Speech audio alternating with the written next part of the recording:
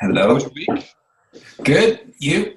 Oh, not so bad. Not so bad. Had a couple interviews, so hopefully something will pan out. Nice. Good luck. So how about you, Dan? What'd you do this weekend? Anything fun? Gardening, and I have the wounds to prove it. Ooh, grubbing in the dirt like a peasant. Cold around here for that yet. Yeah, no kidding. It was. Before we get started, Les, I have to remind you to add me. Add you to The map. Oh, right. I wasn't here last time. Correct. I'll tell you what, you posting those sessions, I was able to catch up and know what's going on. So yeah, I'm glad you brought that up. I just want, before we get started tonight, I wanted to get everybody's thoughts. What do you guys think about the websites? And I expect unmitigated, effusive praise by and large. It sucks really bad. great. Excellent, Don. Mike, you're out of the game. Was that all it took? Wow, I wish I'd known that earlier. I've spent a fair amount of time and a lot of Eric Borland's time. You guys, I think, will get to meet him in the next couple of weeks because he's maybe joining our game. I got to say, I'm pleased with how things are going. I figured out how we can move some of the old stuff in, and I've been doing a lot of that and posting a lot of stuff. I've been essentially just going through all the web shit from before and the stuff that I had saved and just like throwing it on there and, seeing what I think. So I'm curious if you guys are enjoying that or you haven't seen it or you're just like, whatever, it's the web, it's over. Everything's holograms now. I looked at it. I liked it, Les, what you've done so far. It looks Thanks. nice design. Looks good. It's good seeing all the old stuff again, too. Yeah, I've been finding like old sets of pictures and posting them. Right. You're figuring prominently in one that's on Tiny Batman right now. This is the one where Skip and I are hitting each other in the head? No, it's the one where you're like this picture. Oh, yeah. It's that one. It's like the third one down on BC. They're pictures from August of 2005. So yeah, lots of cool stuff in there. But yeah, no, I'm having a good time with it. I just hope it has some value to people. From a games perspective. Probably does for people that have a life less. All the verbiage that went back and forth on the vampires just left me with my jaw dropped. I don't know. Well, as I like to say, it's canon now. So no, I mean it was that was a great discussion because it's a really, considering how rules heavy Pathfinder as a game is considered. It's considered to be like super crunchy, rules for everything, that kind of stuff. I'm continually amazed at those periods, which are not all that uncommon, where we find ourselves in a game situation where there is simply no rule to cover it, or the rules sort of conflict with each other, or that kind of stuff. And it's that happens a fair amount actually. So, Gordon, you were I think your ideas on that. I know you were joking and saying, look, it's hard for you to come back to me when I agree with everything you say. But yeah, I mean, the points that you made at first, I was quite a bit against what you were saying, but then honestly, it made a lot of sense, and it made a lot of sense in light of the rules. I had to capitulate. Amazes me how we've all been playing since the 80s, and this kind of stuff can still play. I mean, how many times have we played with vampires? And I've never had that come up where the possibility they could stay alive or stay dominated for 13 days after a vampire's gone. That's never come up once. Yeah, what do they do? I mean, you're just like, do they just wander around snuffling and bothering people? Or, I mean, it's weird. Crazy. Yeah, we've been playing this game for 30 friggin' years, for Pete's sake. We still haven't figured it out. And we never will. So Matt's not going to make it tonight. He is at a concert for, and I kind of hope so. If you get a moment, today's his birthday, so wish Matt a happy birthday if you get a chance, because he's out with the fam at some concert that they got him tickets for. So he's not going to make it. So I think we are. Where's Chuck? Oh yeah, where's Chuck? Let me send him a quick email. And Les, when you get a second, add me to the map. I did. You're by the fountain. You're next to Leonard. Here, right over here. Oh, excellent. There's Chuck. We're by ourselves. I wasn't there a second ago, but I figured that's where he put me. We're not by ourselves, though, Don. We've got some friends right across the fountain there. Yeah, Yep, right we across got the this. little plaza there. Round one. Chuck, welcome. Howdy. Sorry I'm late. No worries. We were just You didn't miss nothing. Just talking about you. We were just talking about how do we get rid of him? I don't know.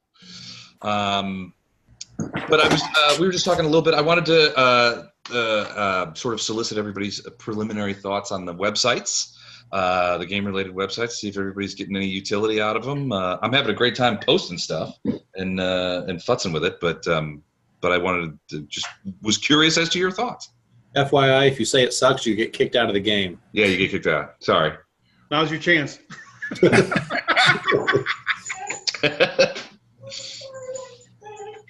What? Okay, hold on. See you, Talking Don. lots of words. That's not like you. Yeah, Chuck, I'm curious as to what your thoughts are, or have you even checked it out? Unfortunately, I haven't had much time to go through and poke at them because Okay. during the week, I'm usually bowling. So. Gotcha. All right, no worries. I'd love to hear if anybody has any feedback or anything that they are, they're not comfortable saying in front of the rest of the people here. A private email or a chat window, just to let me know what you think would be great. And I know sometimes people are shy about speaking in front of people and saying, Which all of us are. which all of us, have that problem. So, all right, so let's jump right in. So, last time you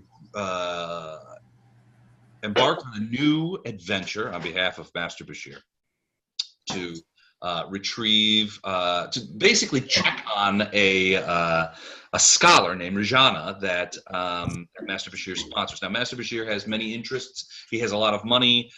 He has all kinds of different things that he's the patron of or sponsors, and this is one of them. Rajana is a scholar, a Qadiran scholar who is interested in the anti-magic fields that exist between Geb and Next and the history behind them and how to maybe counteract them. So she'd been doing a significant amount of study and theoretically making some headway. The details of which she had captured in 4 large books of her experiments and that kind of stuff. He hadn't heard from her. She was usually quite punctual about sending reports back. Master Bashir and his guys hadn't heard from her for a while, and he asked you guys to go out into that area and see what you could find. See if you could find her, if there was a problem with communications or something perhaps more malevolent. So you guys came upon the town called Geb's Rest. A small town near the desert border of Geb and Next, the area where the weird anti-magic fields exist, and found it to be completely deserted. Well, not quite completely. It exhibited all of the indications of being completely deserted at first. But as you guys explored some of the areas around town, you noticed a couple of things. One, it looked like the residents of Geb's Rest, which number in the several hundred, had disappeared quite mysteriously and quite abruptly. You guys had looked inside the main inn in town and found plates of half-eaten food on the tables, half-drunk glasses of wine and ale on the tables. Whatever had happened here, it happened very quickly and very, very comprehensively. And while you guys were continuing to search the region, you did notice that the fountain, which is always a prominent point in these kind of near desert towns, was sluggish, brackish, and had been soiled. And inside that fountain, you found the body of what looked to be a woman. You pulled it out, examined it, found a couple of curious things. First, in the backpack, you found a book that you believe to be one of the 4 books that Master Bashir had asked you to retrieve. That being the case, you suspect that this body might be that of Rajana. However, 3 of those same books are missing and not here, and a further examination of the body found that there were no specific wounds or obvious causes of death.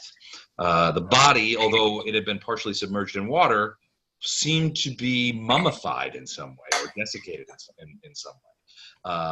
Something that lend itself towards perhaps a magical demise of some sort. With that information, you guys began fanning out around inside the town. Lama and Nolan took a moment to look in what was obviously a barn over here, and were attacked by creatures moving fast that came seemingly out of nowhere and attacked them as they were examining the barn. A brouhaha ensued, which is still ensuing, and that's where we left last time. Does anybody have any questions or comments before we get started? We have an initiative order, although I will need Leonard and Sven to roll some initiative dice so they can join in. Done. What's the What did you roll? radius? The purple radius. I don't That remember. is Nolan cast a web spell there, I believe. And I've got my Inspire Courage. I think that's the yellow. That's the yellow, yeah. Anybody in the yellow is feeling courageous, is inspired. All right, let me check. Ooh, that's I gonna am leave not a mark. inspired. Anyone in the yellow is inspired. Courage. Sven, follow me eventually. Wow, that's a solid first roll for the night. Let's get those ones out of the way now. Or it just sets the tone for the whole night. It's either get it out of the way or set the tone. One of those two.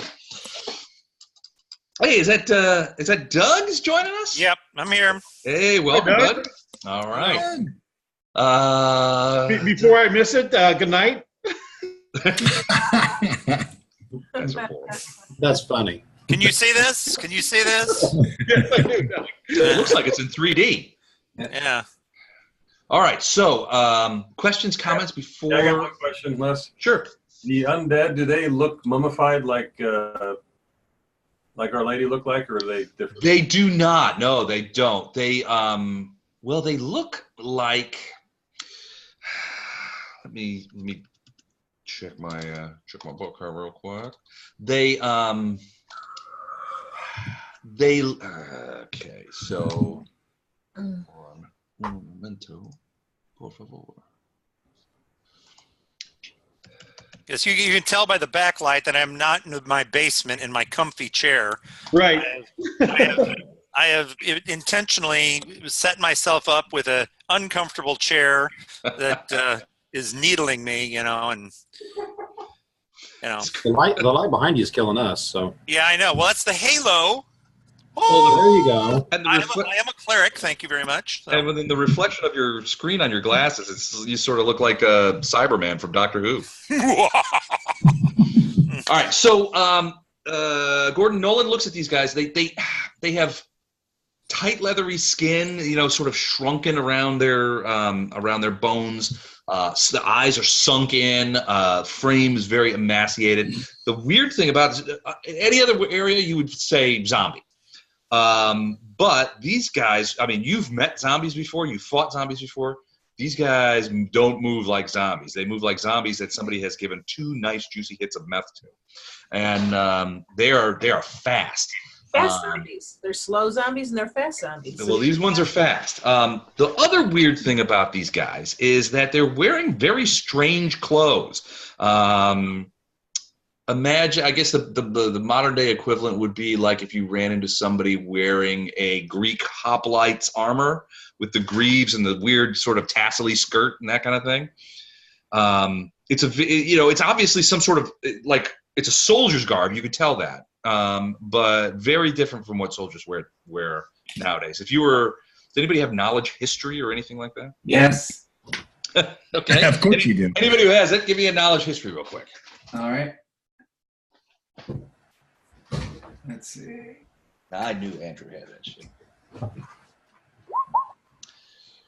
29. 29. Okay, so you would recognize these actually, Andrew, as the uniforms, military uniforms that were typical about 800 years before now, especially in desert regions, Qadira, Geb, Nex, some of Osirian. This kind of garb would have been normal for a military soldier.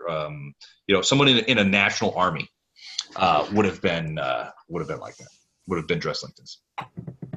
But 500 to 800 years ago would have been where you would have seen armies in the south of Golarion wearing these kinds of uniforms. And I share this information with all. Okay, in the middle of it, they're old uniforms. That kind of. All right, right now I see. So one thing I see is this guy right here seems to still be alive next to Kazir. You have two more guys down here crossing the plaza who now look over and see the miraculously materialized personages of Leonard and Sven. Because I just shot one of them. I just shot this guy. Yeah, so he does. You can tell that he has some damage. And unless I'm mistaking it, Leonard, you probably see another couple of these guys coming out of the buildings down to your south, kind of like coming out. And any This guy right here. where This guy right here. Yeah, what the hell is going on with this stupid thing? It looks like this one here has been damaged already. Yeah, it has been. It's got an arrow sticking out of it.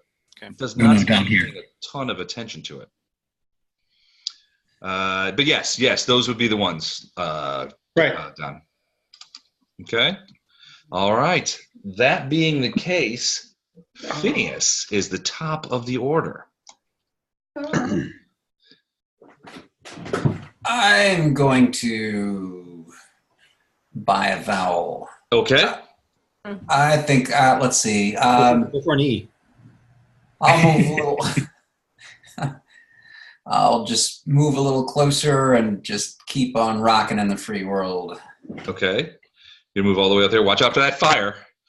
Oh, is that what that is? Yeah, I that's thought it was ringworms. somebody put a ring of fire around that guy, Oh, and he's merrily burning on the street. He's dead. well, I guess I'll just stand here. You can jump over it. Oh, okay. Well, let's see. Well, watch out for the web though too, because there's you would be angling yourself in between three dead bodies. I'm good here. I think everybody's at least can hear me singing, so I think. An eye over your shoulder. Oh, right. Okay. So you're gonna keep singing, and you're singing Inspire Competence, right? Or Courage. Courage. That's right. Okay. My turn. So this guy is going to attack Kazir.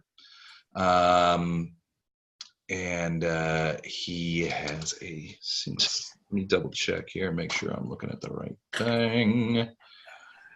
Yeah, they have scimitars, by the way. So they are using, unlike, also, Gordon, Nolan would notice, unlike normal zombies, these ones use weapons, which you've never encountered in normal mindless undead. That would never occur.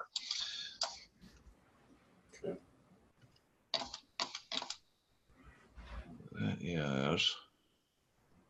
1 second. D6 plus 8. Okay.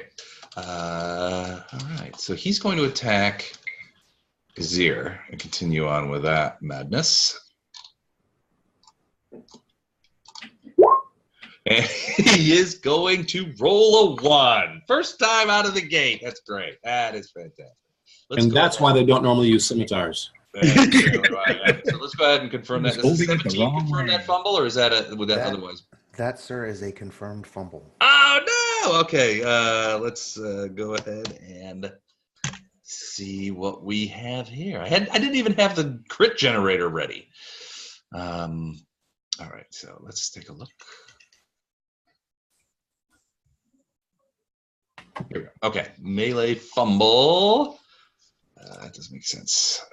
Slipped. You are knocked prone. So it takes a stab at you, and or a slash at you in this case. Slips on it stumbles over its own feet, and falls to the ground.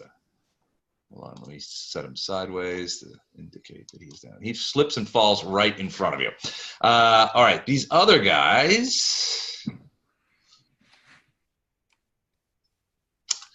So these guys, yeah, they're gonna go. They're gonna move. So 1, 2, 3, 4, 5, 6, 7, 8. 1, 2, 3, 4, 5, 6, 7, 8. Hold on.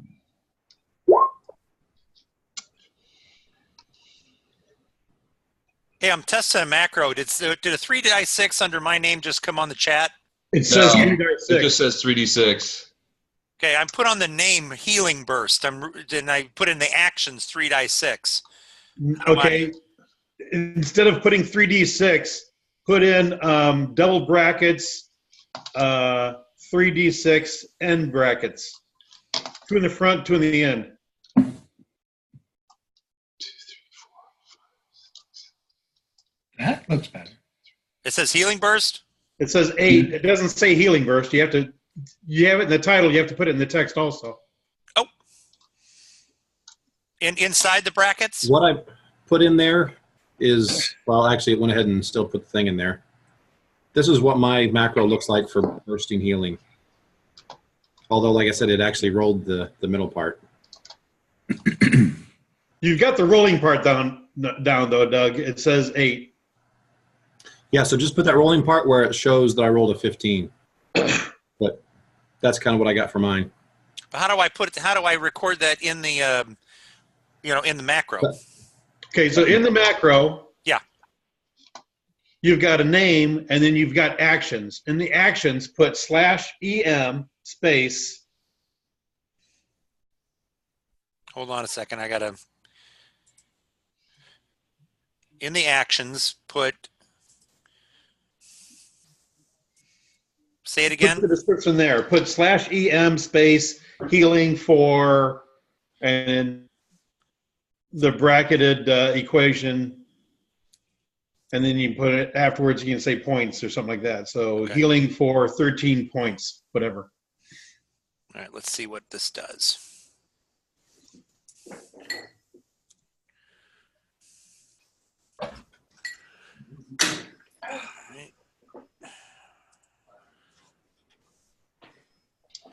Did it Wow, work? yeah, this sucks to be the new guys. It sure does. After healing for 7 points. Yep, there it goes. Okay, Doug? Sounds good. I'll use that for some other ones. Thank you very much. Right. You can build on that for all the other ones then. Yep. Yep. Okay, Don. Yep. You and Sven see these two fast-moving zombies come rushing up to you. Sven's too far away to get an attack, but you are close enough. Wait, Rolled, I rolled a 21 initiative. They got it. Oh, shit on me. rolled a 19. Yeah, okay. That's a hit? Yes. Yeah, it is. 14 points of scimitar damage. Let me see. As this thing is just like chopping away at you, horribly snapping its teeth and hissing and mewling as it comes running up to you and slashes you for a grievous wound. All right, as we learned just moments ago, your initiative was indeed 21, and you are now up. By the way, the rest of the other two moved up the alleyway there, but it was too far for them to attack, so they just got close. And these guys are fast moving. They are fast moving. Yeah, you suspect 40.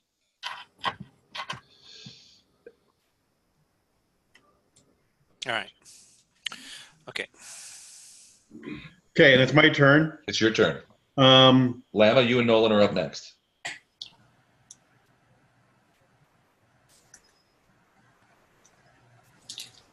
I'm going to run to here All right. and cast Create Pit right at that location. Would that not provoke? My first move was to that square, which does not. Why? Says you're moving out. Okay, You're not moving through. My first square All right, is yeah, I not get it. threatened by anyone. Unless he's got reach. He does not. Okay, if he has reach, it is threatened. Nice help, Gordo. Okay, He does not have reach. so I get to there, and I cast Create Pit right in that center of him. Okay, so that is a 10-foot pit, correct? 10-foot pit. All right. Pits are green. There's your 10-foot pit. You want it right where he was? Like there? Yes. Okay, so like right, he's And right it's in a the middle. All right. reflex save DC 17. DC 17 reef. Okay, I get a +4. So that's going to be a hard one to make. Hold on a second. What did I roll? He did not roll it. So he falls Cool. down into the pit. 30 feet. He takes 3d6 damage. You want to roll that or should I? I'll do that. All right, sir. 8 points of 8 damage. points. You hear him fall downward into the pit, crashing and hissing as he rolls. The other guy kind of looks over and is like, and turns back to Sven. Lama, Nolan, you guys are up.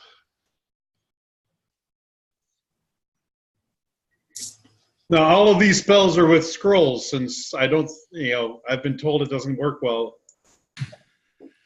Yeah, no magic here. There's magic here. Oh, okay. Yeah, it's when you get out to there's certain place into the wastes that where it's intermittent, but here at Geb's Rest, magic works. Well, I didn't know that, so I used a scroll. So All right. Well, after you throw the scroll away and everybody looks at Sven and goes, "It works here." yeah. Now you tell me. Yeah, that one's totally alive. Let's switch places. Yeah. Llama's, That one's alive. Yeah. Llama's telling Nolan, let's do tradesies. That one. Okay. So you're castling. Because this guy looks a lot more fun. All right. So you're gonna do that sort of the 5-foot 2-step there. All right. Mm-hmm. The fight, that sounds like a dance. I danced with Llama. Ooh, yeah. It's a hell of a lot better than dancing with Jennifer. That's just scary. No, Llama's pretty scary too. Okay, first attack. That is, I believe, a hit. Oh, but that might not be. 21 is indeed a hit. 1 is not. 16 is a confirmed fumble. The hit came first. Is that It hit came first. Yeah. So you will get that damage. Sounds like I'm going to need it. D6, 18.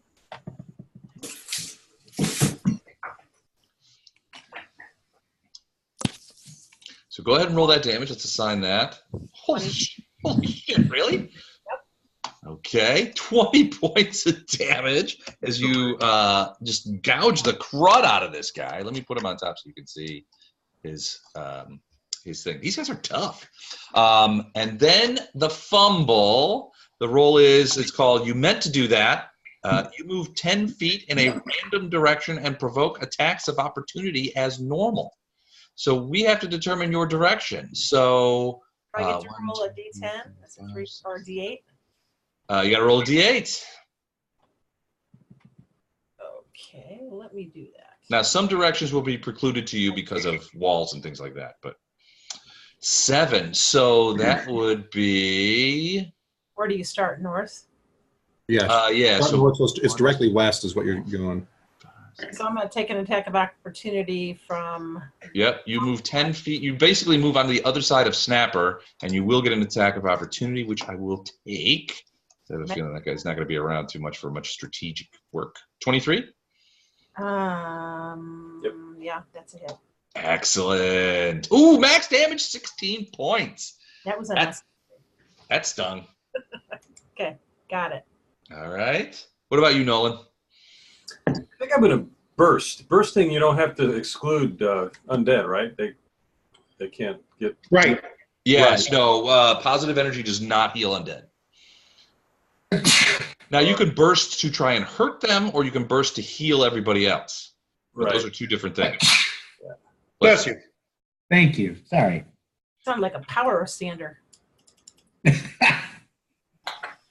Yeah, well, that's something. That's something. So, Kazir, Nolan, Lama, I'll take it. Snapper, if you're down, I don't think you're down, though. I'm not down, but thank you. Beltran's not down, so Phineas might be a point down. No, doesn't look like it. All right, so you bursted for 7 points. Yep.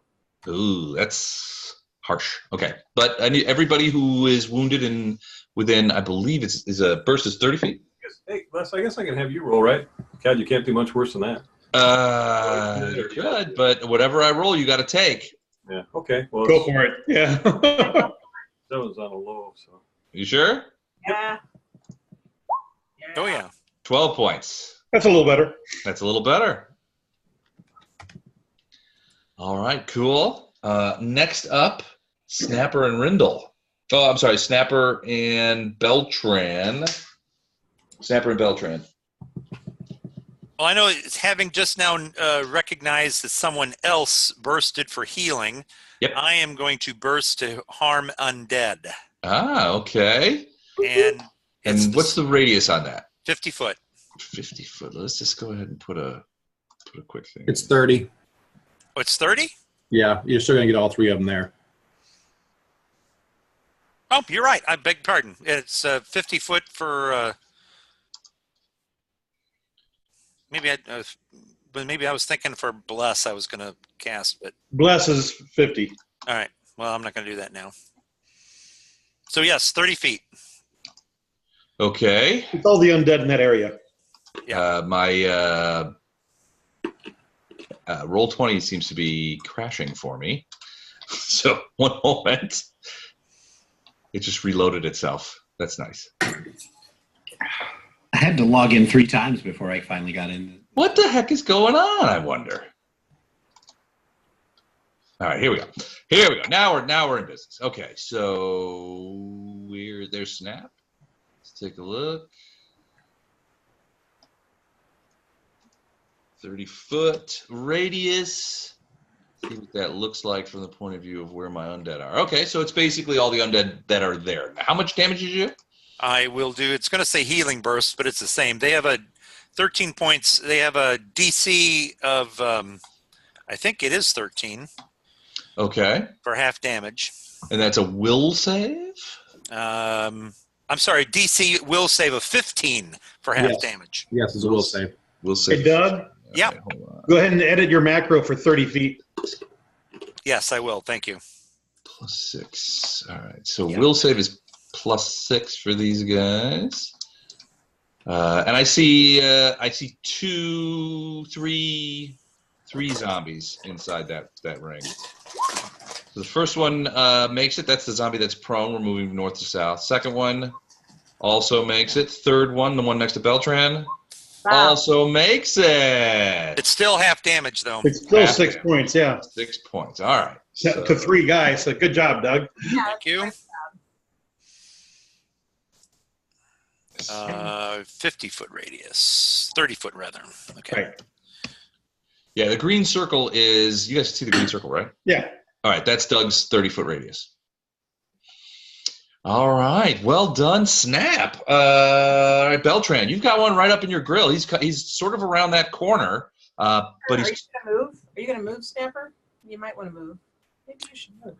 Yeah, if I can move, I'm going to take a 5-foot step over here. Okay. So it did an attack of opportunity. 5 foot not step with- wouldn't. Yeah, not with a 5-foot step. All right. Hey, Les, Yeah. I don't know if you want to or not, but for that aura, you can make it where only Snapper can see it. I can.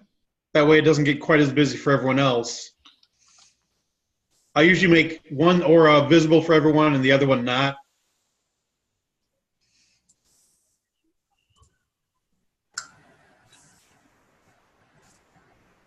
Okay. Tell you what, Snap, can you still see your aura?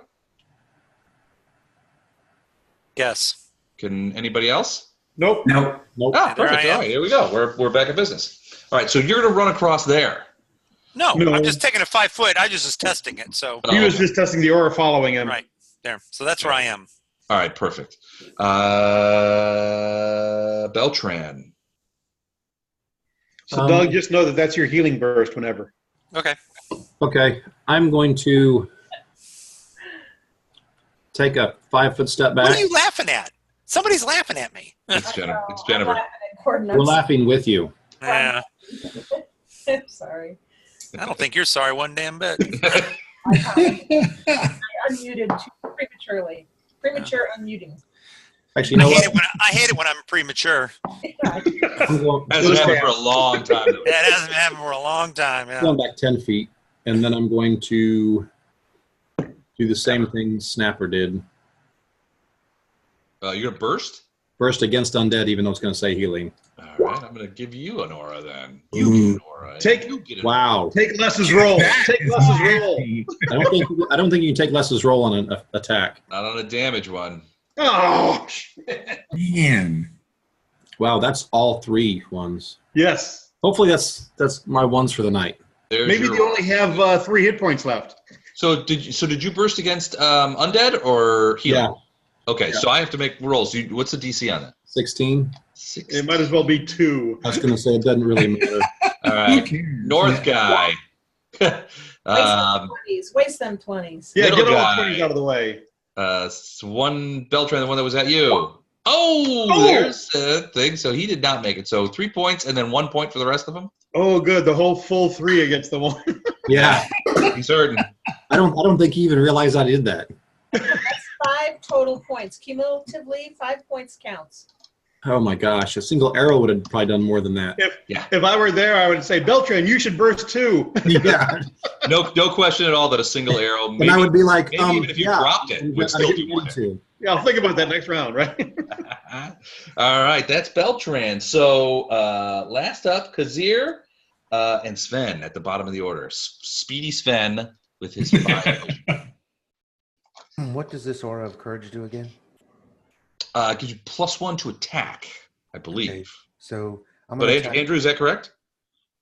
+2. Plus Plus 2. two. Okay. All right, I'm going to attack the one that's prone. This will be +2. It will also be, if you're using a melee weapon, it will also be +4 on top of that because he's prone. 27.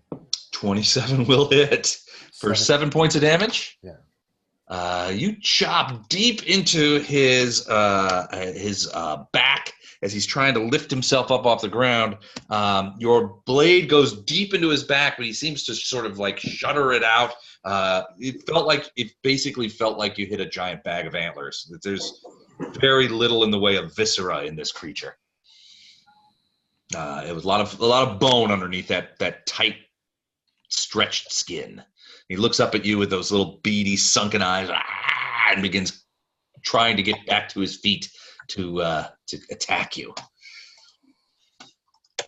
He's still up, or down in this case, still alive, or dead. You know it. Hey, Les, I didn't do web. I don't have that. So I'm not sure if somebody else did that or if that's something else, but that purple aura. I thought that was a web. We usually use that for purple. Purple's the color of webs. I bet Matt did it. It was a web, I'm Maybe- sure. Oh, did Rindle do that? Yeah, I bet Matt did it. Well, that's gone. Too bad. All right, so all right, next is Kazir, are you gonna move at all? No, I'm going to stay here. You can stay there. All right, Sven, what about you? 5-foot step back. Okay. 2 shots at this guy. Now, shots. Okay. That's a hit. 23 is a hit. And the 10 is not. Okay. And damage. And this is magical damage. Okay. Mike, you're right. One arrow. Wow, 13 points of arrow damage as it goes and sticks into his rib cage. It doesn't seem to phase his aggression. And there's precious little blood or anything flowing out of him, but he did notice it, certainly. As he looks down, he's like trying to like rip it out, and he eventually does actually rip it out with a whole big clot of this like sort of gooey innards that are part of whatever they're made out of. All right. Is that it for you? That's it for me. Top of the order, Mr. Phineas. What are you doing? Now, there's a lot going on in that alleyway near the barn. There is. You're singing your heart out. I'll I'll just sit here and sing. Okay, you're going to continue with inspire courage? Yes. Yes, courage, okay. All right. Are you going to move at all or anything like that? No, not with everyone in range. I think I'll hold for now. It's like bards have a strange form of autism where they just kind of like zone out and start singing in the face of battle. Tell me about it. Okay. It's just like there's a big fight going on, swords going around, blood's flying, and in the background you hear, I don't know, maybe this? No, not that. Silence. The sounds Of silence. Maybe it should be Thriller. Yeah, now I've got his vision of Michael Jackson doing the Can you guys hear it? dance, So yeah, I'm moonwalking and singing. grabbing his crotch and everything. That's hysterical. I would be like mesmerized. I wouldn't be killing anything. I'd be watching. Watching the show, sure. Yeah. All right, my turn. So, being fast but undead, this one's going to try to jump to his feet and go from a fallen position to a prone position, which means he's going to be pulling attacks of opportunity from both Nolan and Kazir. Get him. Get him. Do I still get the pluses for prone? No. No, you would not. Okay, so this is just +2. Yep. So 15 is going to miss. 17 will miss as he jumps to his feet to attack. Nolan rolls a 24 and hits. That's with your spear, right? Yep. Okay. Is that a reach weapon? Oh, yes, it is. You're too close, bud. Can't you whack him on the head with a? Well, I got a Morning Star, but I don't have it out, so I can't. I can't just whack someone on the head with a spear. Well, I mean, it's not designed for whacking people on the head. It's designed for poking them in the stomach. Can you punch him? I mean, you could do an improvised weapon with like minus, what is it? My improvised weapon is -4 or something like that. Yeah, it's pretty. The penalty's pretty severe, I think. It might even be more than -4. What about just punching him? Can't you just punch something? What a 20? Yeah, I guess I could do an arm, right? You want to punch him? Now, the punching is going to be non-lethal damage. Yeah, nah, he's done. He's already 1 to dead. 2 points. Yeah, that's all right. No, I'll just reserve. Okay. So he gets up. He is going to continue attacking Kazir because I feel like it's just the right thing to do. 21. Miss. It's not the right thing to do. All right, this guy, I'm trying to think of who hit him hardest. That would be Lama. So he's going to take a 5-foot step to there and attack Lama with his scimitar. 26. Yeah. Yeah, for 14 more points of damage. Lama, you're dishing, but you're getting it dished to you. It's all right. I can take it. What You are can these take- guys? I don't know. They're tough monkeys, though. This one is going to, well, he's going to have to go more than 5 feet. So he's going to run up here and attack Snapper with his scimitar. 12. That's probably a miss, I'm going to guess. Yes, it is. All right. How many rounds does that pit last? My pit lasts for 6 rounds. 7 6 rounds. 7. All right. So we are on round 1. This guy's going to take a 5-foot step, attack Svensky. Boo. That's what they do, buddy. Ooh, natty 20. That's going to be, let's see if that's a confirmed crit. It is not a confirmed crit. That's one. That's a little bit of help. So 12 points of damage as this black slides through your defenses and slashes you. All right, Leonard, you are up. I now know that my magic spells work, so I'm going to cast Fly on myself. Mm-hmm. Okay. You mark that off here. And is that a standard action or is that a full round action spell? That is 1 action. 1 action, standard action. Okay. And I will go, at this point, up and to about here. Okay. So how high are you up? I'm going to be up about 20 feet. Okay. Sounds good. I want to that put your feet at 20 feet or your head at 20? My feet are at 20 feet. Okay. So you are flying around up above everybody. Right. All right, perfect. All right, Lama and Nolan still busy in the hallway there, or not hallway, but you know what I mean, alleyway. I'm gonna flank there with Lama. Okay. I'm gonna attack, but you're attack the other guy. Okay. attack the other guy. Yep. Awesome. So let's see here. I guess the same. I don't suppose you'd give me that roll I made, would you? Which one? The 20? When I rolled for the attack of opportunity, and I couldn't do it because of the spear.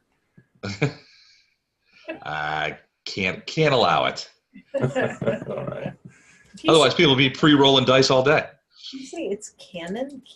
I think I heard him say it's canon.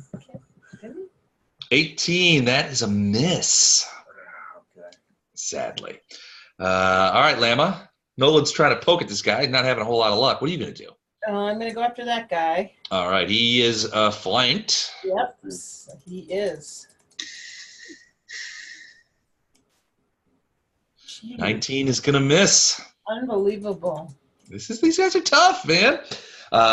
They are tougher than the average. So what was that? Second attack? Yeah, second attack. That's a hit. 26 is a hit. And it's a good hit. I can feel it. Oh. Well, even with 1 damage, that plus 18 is too significant to ignore, and he drops to the sand in a heap, a rattling bony heap. Yay. Well done, Snapper and Beltran. Unless Lama, you want to move? No, you did a full attack action. Yeah, I can't. I can take a 5-foot step though, right? Not after a full round attack. If you haven't moved, yes, you can. Yeah, you can always do a 5-foot step, Les. Not with a. You can do Not a once full you move. step Oh yeah. with another move. Yes, that's true. Yeah, never mind. Sorry. You're Yeah, right. I really don't. Well, the only thing I would do is draw. You could take some damage though, Snapper. You're not too weaselly, are you? Unless you're Gato. I'm what? Yeah. Gato has spring attack.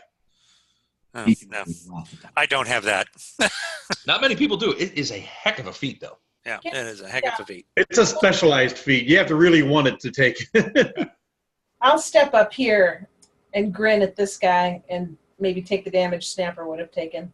He grins back, but his teeth are all broken, and he's got like this weird kind of blackish. Kind of menacing, actually. Yeah, it's All right. not pleasant at all. Sounds like speed dating.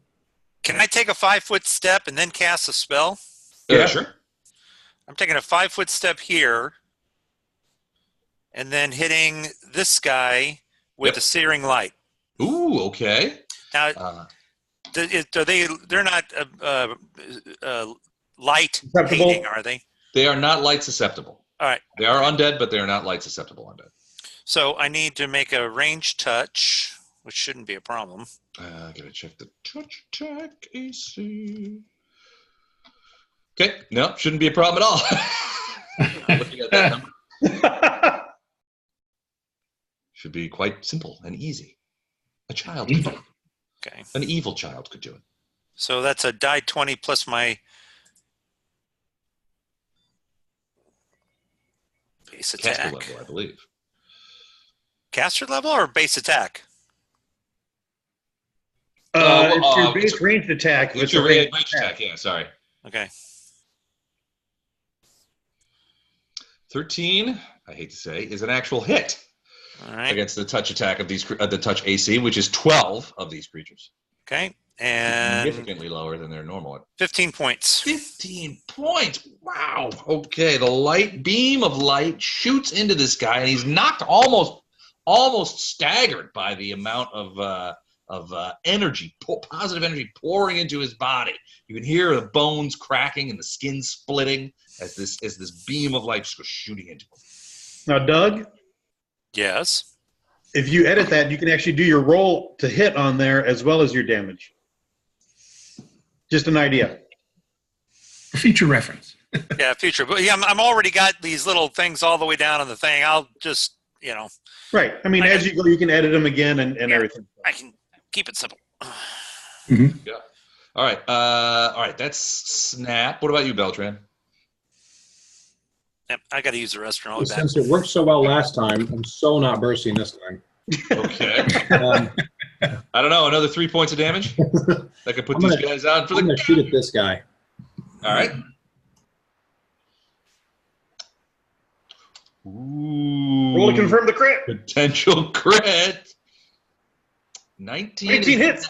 Not going to confirm, I'm sorry to say. Does that include the +2 for Aura of Courage? Oh, it does not. Which does not? The 19 does Either one not? would be a 21. No, these are my regular things, so Neither of them does. Yeah. Son it of should be a 21. a bitch. That's a hit. That's a confirmed crit. Let's have a look. I don't want the chart. I want damage. Oh, you want damage? You don't want the chart? Right. All right. So what does that mean? So 24 damage. He likes the damage because it's times 3. Triple. Okay, it's times 3. Well, that's going to put him down. He takes that arrow right in the old noggin. It goes in one sunken eye pit, out the back, spraying a wee bit of black goo onto the sand as he staggers around for a bit, looks weirdly at you, Kazir, and falls into the sand. Good shot. All right. So next up, Kazir and Sven. Kazir, you're a bit miffed that Beltran just sort of came out of nowhere and killed the guy you were going to kill, and you had worked hard to kill this guy. He vermithrilled my kill, man. He vermed you. That is a definitive vermithrelling right That there. was a true vermin. Go attack Beltran. I'll teach you to take my guy out. So I'm going to move to here and Okay. attack this one. Oh, the one next to Lama? Yeah, Perfect. that's +2, so 21 21 is a hit. for 4 points of damage. 4 points of You damage. add All right. +2 for damage as well. Oh, 6 points of damage, excuse 6 me. points of damage. All right. Well, it's not quite enough to put him down, but it's certainly something. All right. And then Sven, what are you going to do? This guy's still up in your grill, Sven, and you happen to look up, and Leonard's way up there, floating around like a psycho. You're not sure what he's away. That distance with the building in the way, they wouldn't see me yet. Who wouldn't? Oh, Sven would, yeah. I was thinking everyone else. Sven would, yeah. Hey, Les, I don't know if this is a sign of a bigger problem, but it's odd. I cannot see Beltran or Phineas on the map. I see everybody else. Just an FYI. Okay. That's so weird. Why would that happen? Does anybody just else the two not of them. see them? I see them both. Yeah. Just weird. There's Phineas. There's Beltran. That is weird. We don't Yeah. have any. Let me double check something real quick. We don't have any dynamic overlay. No, there's nothing blocking you. Yeah, no, those squares are both empty on my map. Very weird. That's so weird. Why would you not see that? I don't know. All right, let me check your settings real quick. Maybe there's. Well, it's not yours. It would be his since everyone else can see him. Yeah. If you need to, maybe get out, back in, but otherwise. Yeah, it's You won't need them. Wait, Les. Yep. Change maps back and forth. What do you mean? Move the players to a different map and then back. Do you have a default map which is like blank? Oh yeah, I can do that. Hold on a second. We'll do that. That'll Okay. make everyone redraw. All right. You guys should be seeing a white map. Yep. Yeah. All right. We're going back to Geb's Rest. Here we go. All right. How about now? got to reposition here. Okay. Yeah, still no. That's okay. That's so Huh. weird. That's just weird. Yeah, both of those squares are empty again. You can see everybody else. Yeah, All Oh right. no. and all the bad guys. Yeah. All right, Okay. so 2 shots again at this guy. Let's see if we can do better. All right. 20. Did that? Oh, you're not in the. You can't hear Phineas, He's so not. you not get 20 the is bonus. 20 is a miss, barely, but a miss, and a 14 is a miss. 2 shots going into the fountain. That's it for me. That's a hard one right there. All right, so that is the end of that second round that we started tonight, or round 6 of the total battle. Phineas, top of the order. Still singing? Yeah, top of the order to you. I'll probably move in closer with the group, however, avoiding fire.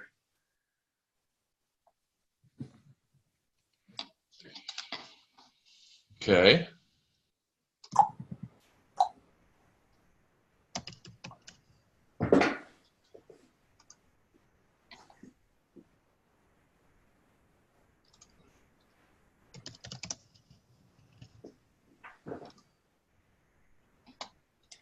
And Charming Charlotte.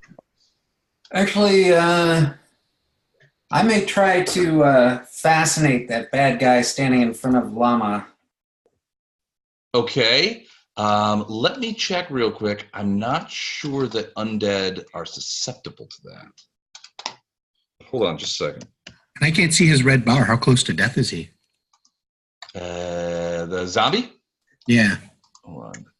There's just too much there, I think. Yeah, there's too much there. I brought him to Oh, the he's front. close, yeah. Should be able to see him now. Hold a moment.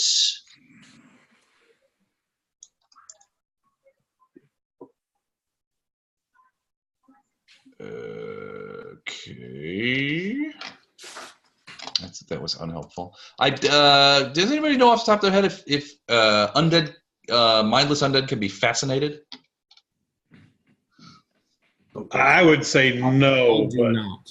So I'm not sure. Check real quick. Here we go. but these guys aren't mindless because they use weapons. Immunity to all mind-affecting effects, charms, compulsions, morale, patterns, and phantasms. I believe fascination is a pattern. It is definitely a mind-affecting effect, isn't it? Yes. They're immune. Well.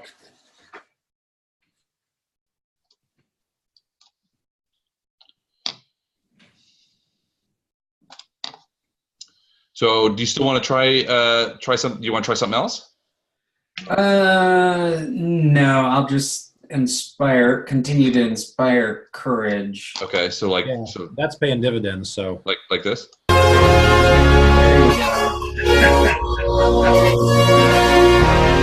Okay.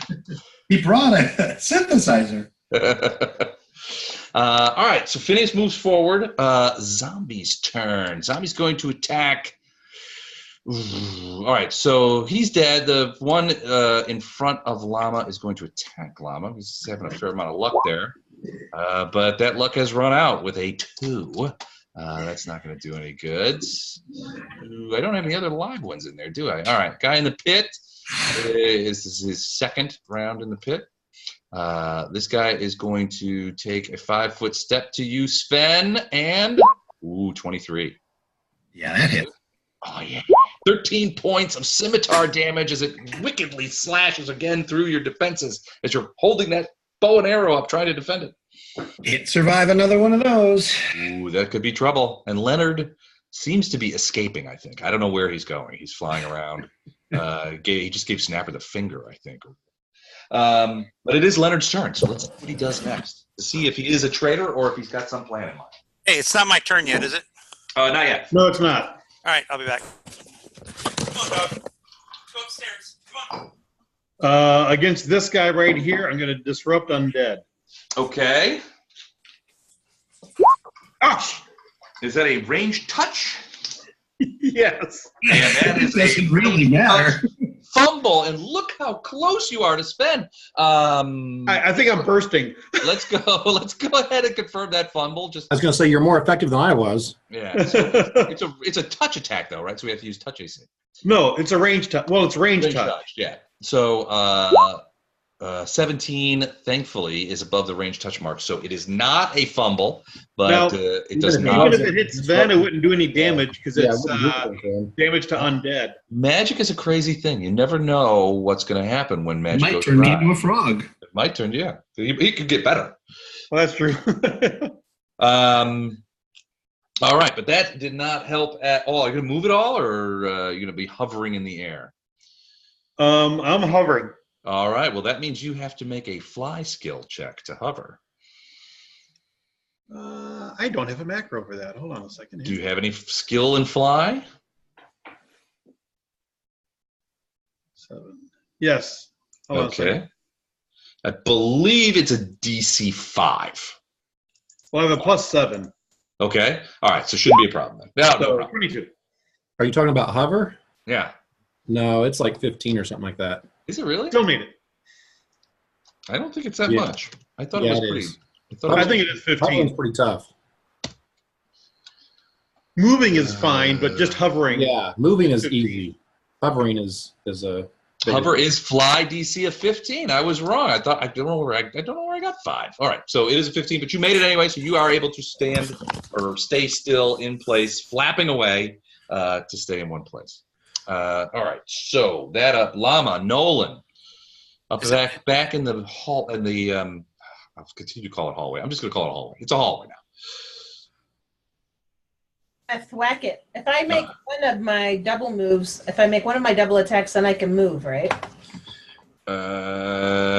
Yes, you may Okay, I'm going to see if I can.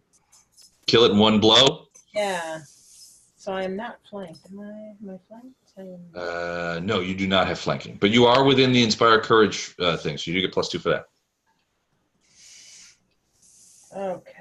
Sorry. Mesmerized here.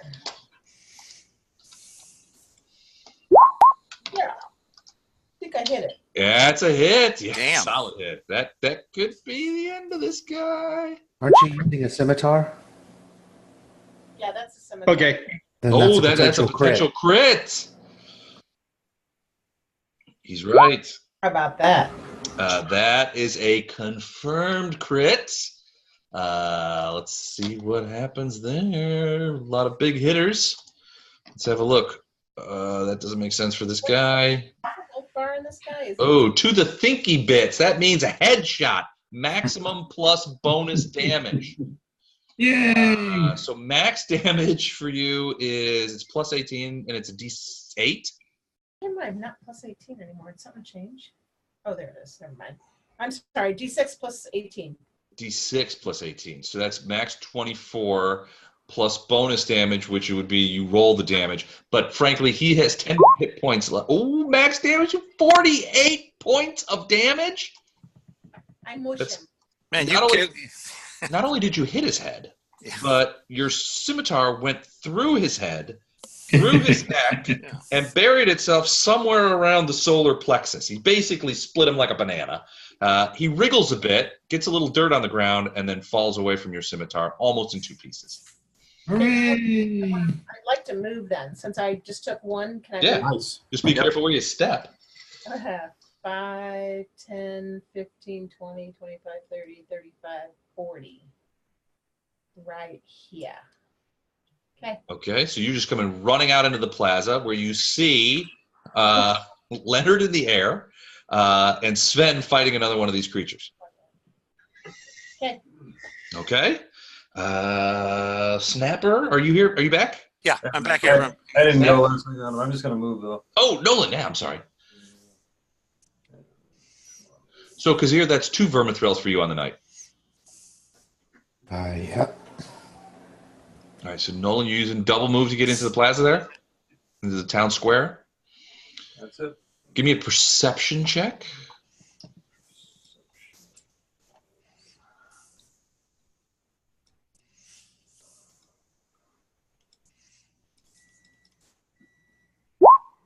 $19. You also see, in addition to seeing Sven, the zombie, and Leonard up in the air fooling around, you also see that there is a pit over there in the sandy ground, a 10-foot pit. You're not sure where that came from, and you can't see what's in it, but there's definitely a hole in the ground there that wasn't there before. Maybe these zombies came out of there. Yeah, we've seen him do a pit before, haven't we? Leonard's done the pit trick before. Yeah. It's possible. You've seen it. Yeah, you've probably seen it, but I mean, I don't know that you would, if you saw a pit, you would immediately think, "Oh, Leonard cast a pit." Well, we were all standing there to begin with when we all came up on the fountain, so I would think that would kind of show up. Yeah, it's a good point. All right, so Snapper and Beltran, you guys are up. I'm going to do a double move and follow Llama. Okay. That's 5, 10, 15, 20, 25, 30, 35, and 40. Just following the gore dripping off my scimitar. Yep. It's a little trail, like breadcrumbs, blood crumbs. All right, and so that's a double move because Beltran. Can I take a perception check? Sure, yeah, absolutely. Actually, from where you are, you would be able to see the pit, which is really all I've been noting. You definitely see Leonard and Sven and the other zombie. Or do I? You don't even see the fountain. Yeah. or do I? He was looking at Llama as he passed her by. Yeah. Hey, Les, Woohoo! It's like running like it. Les, I'm going to do a single move to get to that corner. Okay. Touch and see if I can see this fight right here going on. All right, give me a perception check. Yeah, you can see it. Okay, then I'm going to take a single shot. All right, I want to see, what's the range on that? Better not fumble this one, Mike. 50 feet? Yeah, it's still 110 is the longbow range. Oh, okay. Longer range. All right, here we go. Fumble. All right, that is not a fumble, thankfully, but it is also not a hit. The arrow goes wide. And now Kazir and Sven. Kazir, you standing there with your scimitar in your hand. There isn't any blood on it because the last two zombies that you wanted to kill were killed by other people who snuck in and took it away from you. And there would still be blood on it. I hit them, for heaven's sake. Well, that's true. That's a good point. There's a little bit of legacy blood on there. All right. So when you, well, I don't know how this would work. So obviously everyone is running south. Right. So there's apparently a battle there. So if I do a double move, Mm-hmm. I can get to here. Now, once I'm here, do I see that this thing is trying to eat my party Oh, members? absolutely. Yeah. No Okay. question about it. I don't know. Roll perception. Doug didn't. Well, the perception check is for the pit, not for the bat fight. So Okay. if you do a full out run, that's 4 times movement, right? Correct, but you do not get anything at the end of that. You don't get any attacks or even a single attack. I get that. Okay, so 5, 10, 15, which means I can get to here. Okay. Perfect. Oh, I see what you're doing. Nicely plotted, Sven. You get flanking. Dun, dun, dun. And And since you're a since- rogue, you get it for your arrows. And since vocalization is free, I'm going to scream in this thing's ear, try to get its attention. What do you say? I don't have to say anything. Boo. Just, ah! Your mother was a hamster. These your zombies are mother- driving me bitch cakes. Father was a hamster. It looks around. All right, Sven. What are you going to do? Oh, let's hope I roll better. You got to take a 5-footer. There you go. And I got flanking. You got flanking. 2 shots? Yep. All right. Ooh, 19. Did you add the flank to that? Yes. And to that, 20? Yep. Oh, the shame and disgrace. Two misses. How can these things be so hard to hit? They are just fast moving and agile. For zombies, these are the most agile undead that you have seen. They're jumping all over the place, hissing and making crazy noises and jumping around. They're all over. All right, end of round 7. Phineas, you are now by yourself in that alleyway there. Everybody else has run southward. All right. Well, I will, I guess, double time it. Okay, you gonna come back down there? Yep. And catch up with all these folks. So, let's see. Get a moonwalk down there? That'd be really cool. Yes, I am.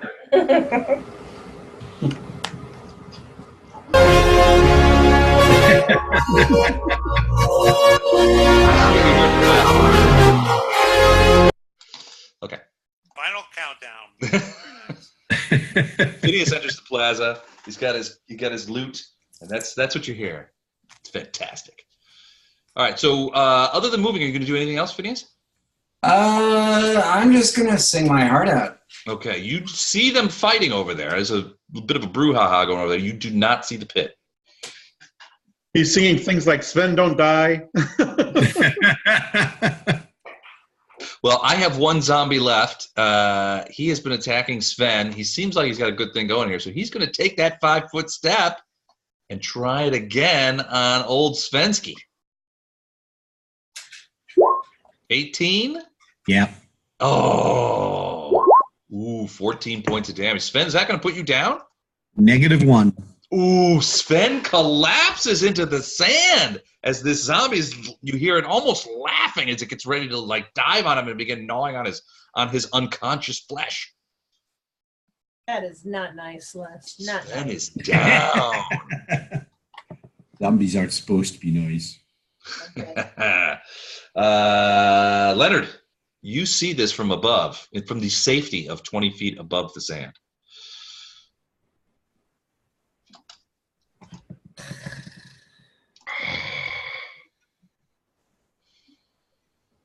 Leonard? Okay. Yeah. Disrupt undead against that guy. Okay.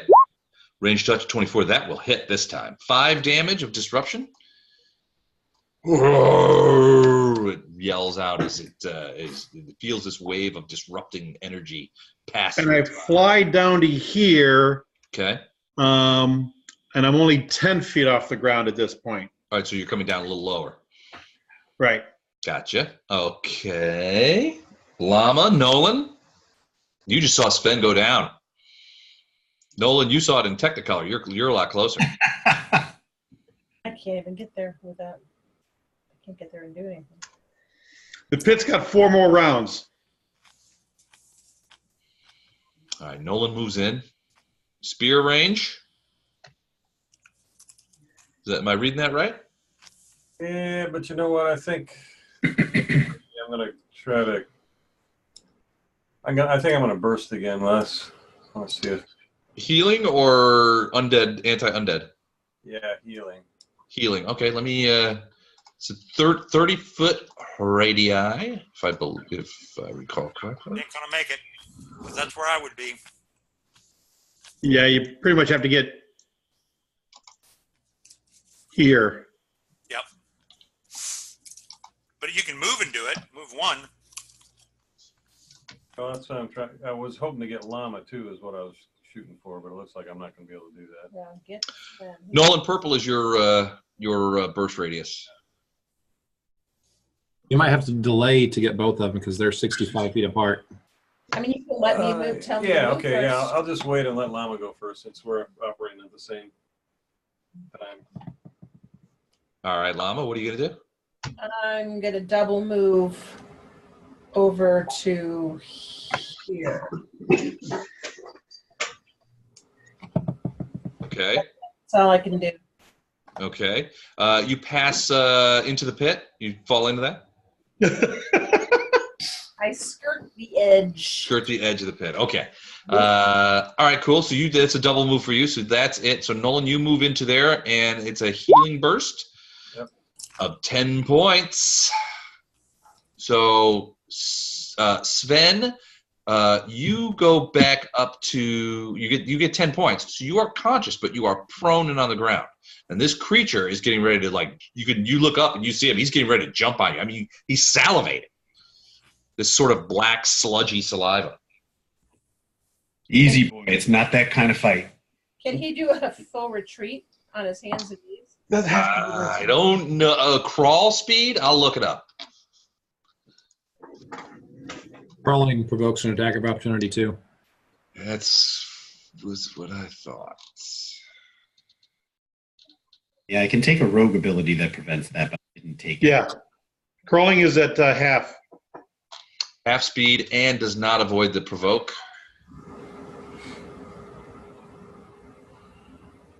Okay, there you go. So that was Nolan. Next up, Snapper and Beltran.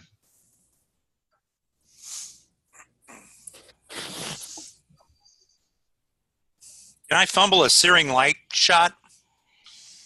Yep. Because it's a ranged touch attack. Are you wanting to, or are you just? Just asking. Everybody ever hear of a self-fulfilling prophecy?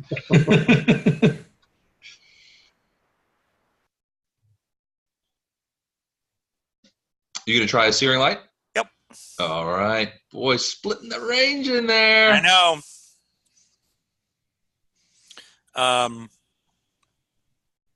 Four. Hold on a second. I gotta say, with both Kazir and Nolan there, I gotta say that's probably from your vantage point is +2 cover. That's a cone too, isn't it? No, it's No. a ray. The ray. That's a ray. Doesn't a ray have like a diameter or spread to it? Well, it's like a 1 foot diameter bolt going between them. Yeah. Well, here it goes. All right. Remember to. What's the worst that could happen? What's the worst that could happen is right. Look at a free Yeah. shake. So it's instead of a +4, it's a +2. Yeah. Correct. 13. Touch AC is 12. That's a hit, but just barely. All right, you got him. Sweet. All right. How much damage? Do I make a save or it's just damage? It's just damage. Okay. 16 points. That is brutal. Yeah, 16 no save because it was a ranged touch attack. Right, exactly. All right, 16 points. It gets blasted from behind. Sven, you're on the ground. You see this thing sort of like buckle as it gets hit in the back, and it it's obviously sort of like sort of confused a little bit, and it's looking around. It's like, what the hell just hit me? As it was, it's slowed in its ability to eat you. I can move now too, can I? Sure. Yep, single move action. Last, I'm gonna take a 5-foot step, Okay. and then -2 cover is going to be countered by the song. But I'm True. place 2 shots at the zombie. Okay. 23 will hit. 13 will not. No, 13 is the damage. Oh, no, it is the second hit. Right. 10 points of damage. Well, it has 6 left. So that arrow, it takes him as he gets hit. He gets hit by the blast. Then he kind of looks around just in time to take an arrow to the face. It passes through, comes out the other side, and actually the arrow just passes all the way through and leaving a big gaping hole in his skull. He staggers a bit and falls into the sand. Thus, we're not exited yet. So, We're not done yet. He falls into the sand at Sven, at your feet, leaking fluids and some sort of coagulated, rotten, moldy brain matter onto the ground. Yummy. Gross. All right. Beltran. Now, Kazir and Sven. So Kazir, that's 3 vermithrellings in 1 encounter. Yeah.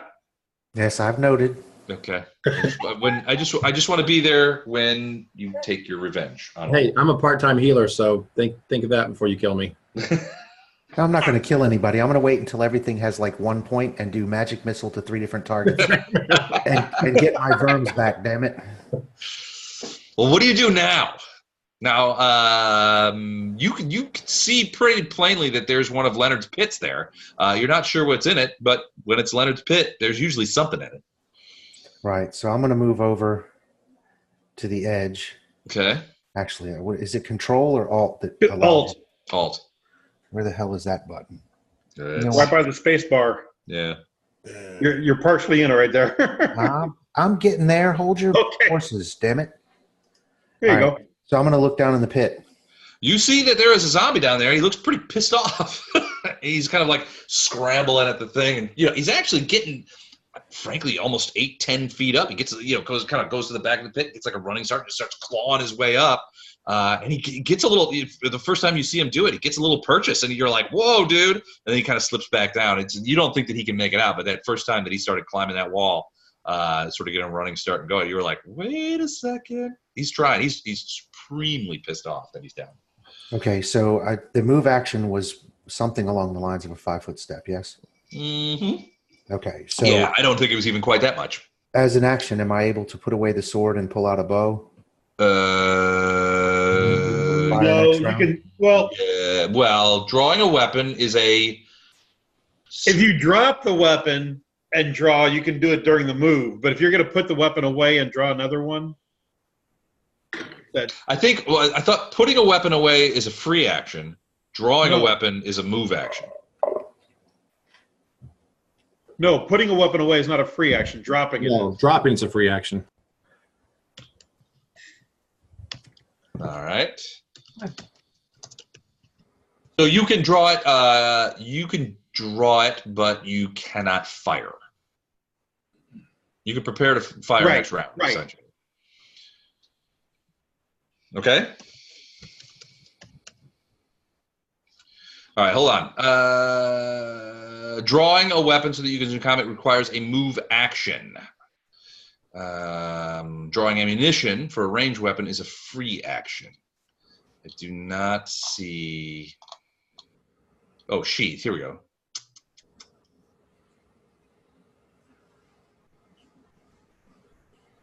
If you have a base attack bonus of +1 or higher, you may draw a weapon as a free action combined with a move. If you have 2-weapon fighting, it doesn't see drawing a weapon. Oh, so sheathing a weapon is also a move action. Right. So yeah, if you want to, it would take actually an extra action next round. So it's if you want to sheath your sword. Well, he can do 2 moves. He can But he sheath did the sword, but he did a move, 5-foot and draw step. the weapon. But he's already done a 5-foot step. Huh? He's already done a 5-foot step. You can't do 2 move actions and a 5-foot step. Well, if the 5-foot step is actually a move rather than a 5-foot step. Yeah, 5-foot steps can't be a part of any actual move. You can do move actions to get a 5-foot step as long as they're not moving. Right. So if he doesn't do the 5-foot step, if he does 2 moves, and the first one he can sheath the weapon, and the second one he can draw the bow. Yeah, that would work. Yep, I see what you're saying. Instead of doing a 5-foot step, he does a random He move doesn't action do a 5-foot step. during which he sheathes his weapon. Right. Got it. Okay. Yeah, that would work. The whole plan was to be able to fire next round. Yep, You can do that. You Okay. can do that. Yep, absolutely. You just can't fire this round. Right. Yeah. No, I didn't expect I was going to be able to do that. Okay. Yeah, you're standing over him with your now bow and arrow in hand. Sven, on the ground, looking a little worse for wear. Next to the body of the guy who put you there. Vengeance? Body despoilation? Vandalism? Sounds about right. If mutilating zombie bodies after they put you down is wrong, I don't want to be right. Dan? Hey, Hey, there you go. What's Sven going to do? Yep, we can hear you. Did we lose Dan? no, I'm here. Is it my go? Oh, yeah, absolutely. Oh, Sven's up. sorry. I have been logged off for like the last 5 minutes. What happened? Well, Kazir just moved over there and drew a bow. He's getting ready to shoot down at the guy in the pit. You're still prone on the ground from having been knocked down by that zombie, but that zombie is now dead. So I would like to get up, please. All right, nobody there to take an attack of opportunity, unless, Leonard, you want to. No. Okay. So I will delay the attack of opportunity right now. Sven, you use I believe it's a move action to get back on your feet. Yep. And you're there, and you're just like, whew, I feel a little worse for wear there. It was out cold for a moment, a couple of seconds there in the sand after this zombie bit me. I think I'll just take a knee for the rest of my turn. A little winded. All right. End of round 8. So there's no more zombies in there. Is anybody but Kazir going to do anything to the guy in the pit? Yes. Okay. Phineas, what about you? I'm just going to take pictures. Okay, perfect. You're going to stay back there over by the... No, is it my move already? It's your turn, yeah. Oh, yes, I didn't hear the bell. Time flies. Sorry. Sorry, here, we'll get your alert here. I'll just, come over here, cheer everyone on. I'm inspired. Do you feel more courageous? Yes, I do. All right. And hey, Les, I can see everybody now. Oh, good. Okay. It was an internet issue. All right, Phineas, your turn. But still it's farewell. Yep. All right, so you move Okay. more I'm into. going to turn Phineas's amp down. Is it too loud? As he walks past me, I'm just going to turn it down a little bit. And then... It goes to 11. How about that? That better? Como arigato, Mr. Roboto. Oh no. I'm going to put that on the list. No. It's going to be Phineas is the bard of 80s classics. Oh. All right. You've heard of yacht rock? Now it's loot rock. All right, so you just move it in there. You get spreading around the inspire courage love, so that Kazir gets it. I think so, unless I see something I don't think I see. No, you see everything you think you see. Okay, then All right. I'm just going. What's up, dudes? Perfect. My zombie can do nothing. He is in a pit, scrambling mindlessly to try and get in there. Or out of it.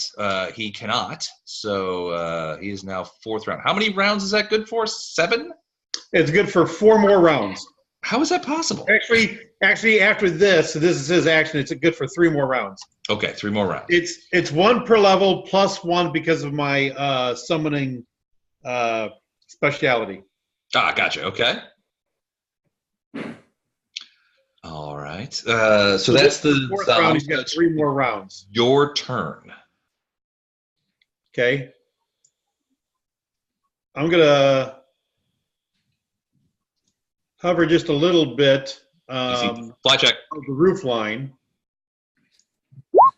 Okay. So I make the hover. Look at you! Already made a macro for it. That's awesome. Oh yeah. And I do an acid dart at the guy. Acid dart. All right. I mean, not acid dart. Disrupt undead again. Oh, okay. Disrupt undead. That's gonna miss, even against the touch attack. Even if it's like, this is almost literally shooting a fish in a barrel, and you miss. Does that include the Free plus action? 2 I'm for yelling. courage? There is one left in the pit. Say, In what'd you case say? nobody realized this. Chuck, Don, what'd you say? Did that include the plus 2 for inspire courage? He's not in it. Yes, he Is is, he? according Yes, to my map. Yeah, I am Yes, now. So, and it does not. So it'd be 13 range touch attack. All right, Chuck, I'm muting you from now on. AC's 12. That's a hit. So 1 point of disruptive damage. Actually, 3 because Inspired Courage adds 2 to damage also. Yep. 3 points of disruptive damage. All right, I took it off. Fine. Do it your way. Cheaters. Lama and Nolan. All right, what are you guys doing? So, and Leonard, I don't know if you guys heard him, but Leonard did yell out, "There's one more in the pit." He is 30. The floor of that pit is 30 feet down. And Mike, I don't care how good Beltran is. He's not shooting from there to go into a pit. So I'm doing it. You watch me. Nolo, what was that? It's got to be the proper arc on the arrow. Yeah, it's gonna be like a 3-point shot, right? Yes. He's pointing it way up like this. You know? Yeah.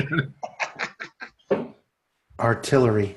Yeah, it's like the grenade guy in Apocalypse Now. DC 13 for half damage, Les. Oh, is that an undead killing burst? DC 13. Let me check their wills real quick.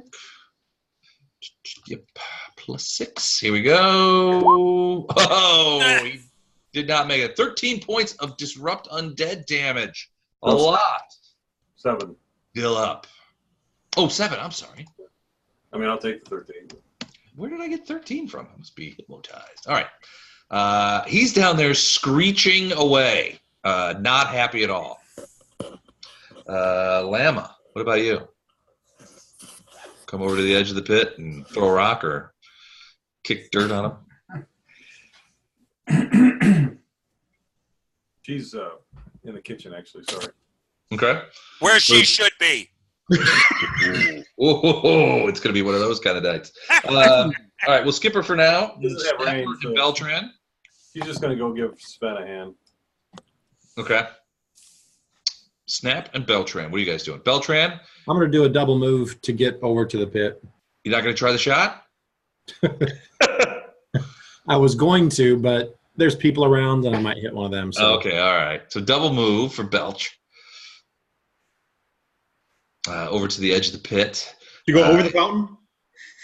Yeah, that's a somersault. Well, Boing! What about you, Snap? Okay, I am going to move my 20, and en route, I am going to be pulling out a scroll. Okay. Get here, and Okay. I'm going to give. Is that not Nolan? Sven. Sven.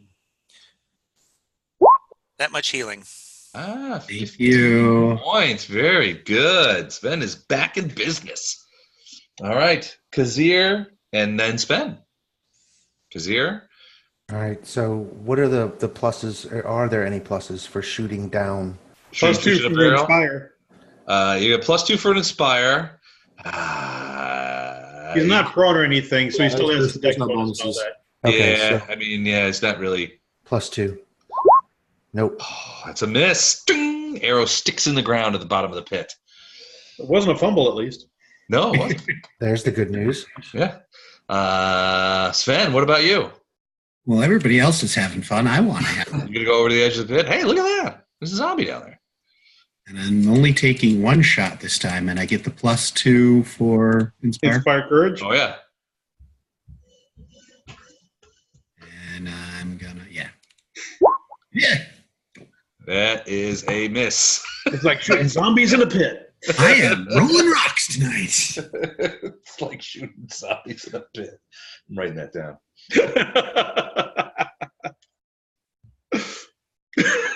Especially since everybody's missing. Missing, yeah.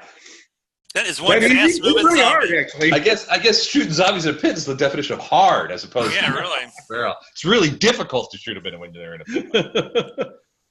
Phineas. Oh, decisions. You want to turn off the courage and go over there and take a shot? See if you can shoot him? It's like it's a No, carnival game. even over with there. his courage, we still can't hit him. We definitely can't hit him without it. Yeah, just keep the courage going. Keep the courage. We need it. All right, well, I should still be able to shoot my bow. Yes. Oh, yeah? Because Oh, he yeah, has especially because you have linger. Yeah. You have lingering So- movements. Yeah, why don't I do that? Got to find a spot. You're going to have to go down to the south of the pit. the pit, all the spots around the pit are full.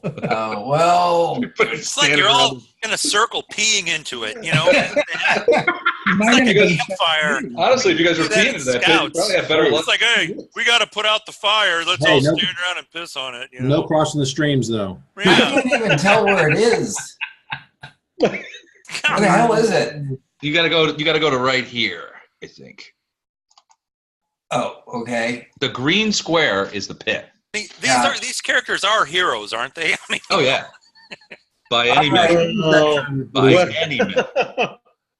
So I mean, we've even got somebody on an aerial attack for crying I out know. loud. Okay. You going to take a shot? Yeah, it's Why the hell not? Unless all of this, none of us get flanking because he's in a pit. Is That's that- right. Unless So- someone wants to get down in there with him. I haven't fired a shot in months. So I've got point blank shot. What do I roll? You just roll a ranged attack. So You need just to have Mike build your character for you. one You're someone on D20. another planet. Yeah, D20 plus whatever your range bonus is. So let me, I don't know where your guy is. Oh, plus 2. Plus 2. All right. D20 plus 2 And since my inspired courage is lingering, do I? plus 4. Whoops. And that's a miss. Oh, wait. That is also a miss. Ah, So, twing. So there's like 5 arrows stuck into the ground of this. Hey, listen, at least they're not breaking, unless he's breaking them, as they're, you know, He's snapping them off. snapping them off. Have you seen those video games at the arcade with the like 4 different spots that you can dance to and you got to keep moving your feet around? Yeah. I swear this zombie's doing this at the bottom Yeah. of this pit. He's waving. He's down there waving his scimitar down. He actually reaches down and tries to throw the arrow back up at you in anger. No, it doesn't get even. He doesn't even. I thought he was doing that floss dance. While I'm he's doing imagining this Dance guy's Dance like Revolution. Jim Carrey. Have you ever seen the movie The Mask? Jim Carrey is like dodging all these bullets. You know, he's weed. You know. that was the Matrix. Oh, The Matrix. Yeah, The Matrix. That's even a better one. All right, Leonard. What are you up to? Okay, so he's got 2 rounds left, right? He's got 2 rounds left. Yeah, I just took out the time. So now we're going back down. Oh, shit. That a range touch attack against the armor class 12? Yeah, was that the disrupt? Yeah, no, it did not work this time. Even with the this time it hasn't courage, worked. still an 11. I can help you guys with your cleric abilities. At least. Just gonna have a seminar when you guys get back to town. At least Lama, this is a Nolan. 0-level spell, so I can just keep doing it, Lama and Nolan, you guys are up.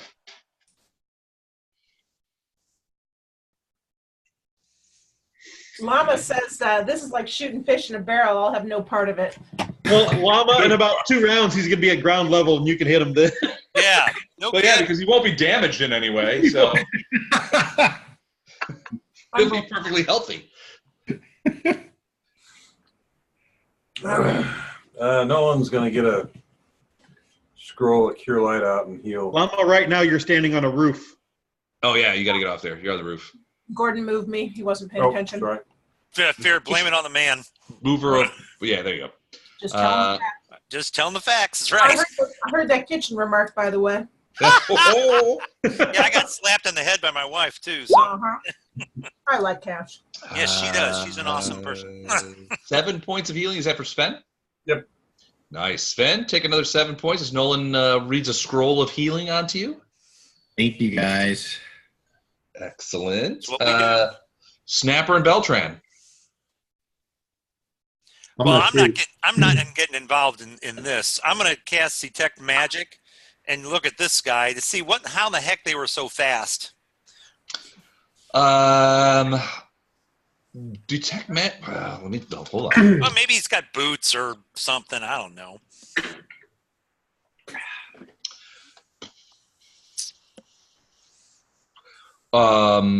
So his scimitar radiates magic. I'll kick it off to the side. And there's you see that there's a magic radiating from his, outward from his stomach. I'll use my punching dagger and I'll cut it open. Okay, there's a liquid in there, like maybe drank a potion. Oh, well, anyway, it's not like a. Okay, the scimitar is the only thing that the party can take with us, right? Right. Yeah. No, that potion's ruined. Yeah, that's fine. All right. I kick it off to the side and I say magic. Or when we're done with shooting the zombie in the pit. The zombie shoot. All right, Beltran. Here's your big chance. Take it away from Kazir one more time. I don't know how many points this guy has left. I can't do that amount of damage. The 24 will hit. The 9 will miss.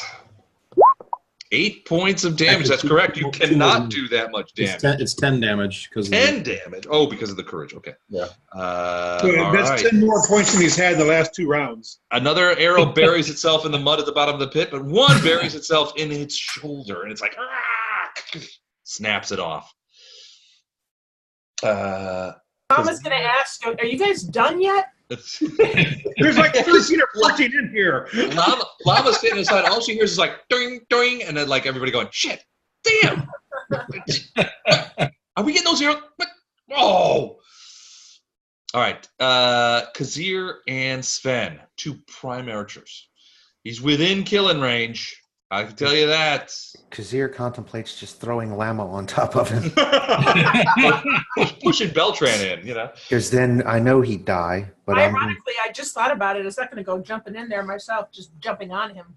So That's 30 feet. Don't do it. Yeah, I'm going to try another arrow shot. This is +2 over what I roll. That was only 10. 18. Miss.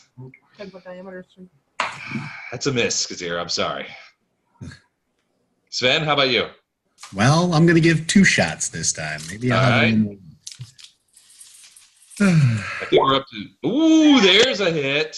Opa. Is 19 a critical threat for a bow? No. Okay. So that's a hit. Right. So I'm doing damage.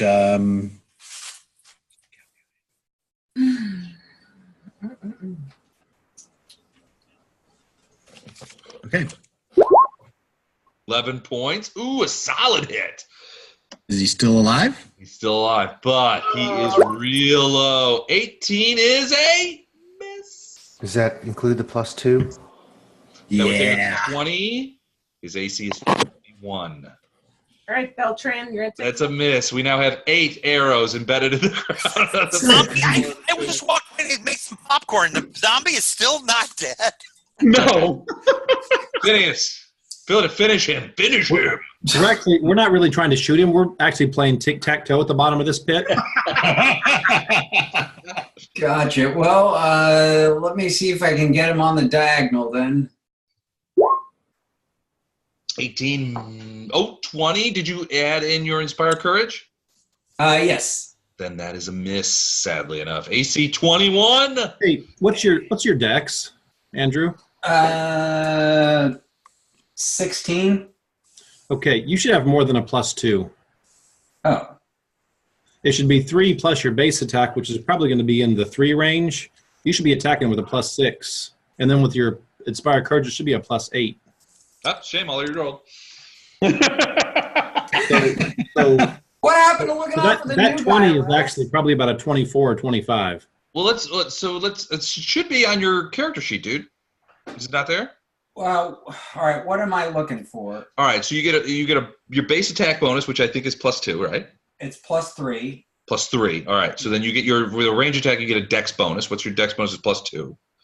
It's 3 if it's 16. 16 is 3. Well, that's 6. Yeah, it's +3 for dexterity. All right, so that's 6 +2 for inspire. Can you inspire? I guess you can inspire courage in yourself. Yes.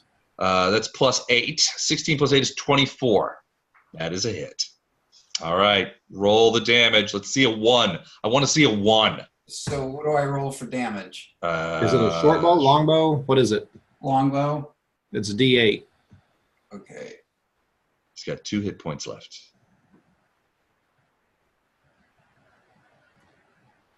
Oh, wait. Oh, the suspense is killing me. 5. Damage. He killed him. Yeah. Phineas killed him. My first kill. That's, Woo! yeah, I think that Phineas, just a round of applause for Andrew and Phineas, his first kill. Well done. Put the smear on me. Is there For all that time. So right now, the create pit spell ends. Everything rises to the surface. There's one zombie with like 20 arrows spread around the dirt around him. Around him, like all around his body. Yeah, like in a big body shape. You move the zombie, it's still in the body shape.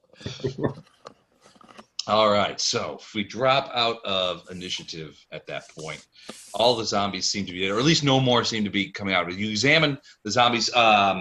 Snapper probably says, "Hey, I found out this one's got a magic scimitar." He says, or maybe he doesn't say that. Yeah, I do. Yeah, I do that. Yeah.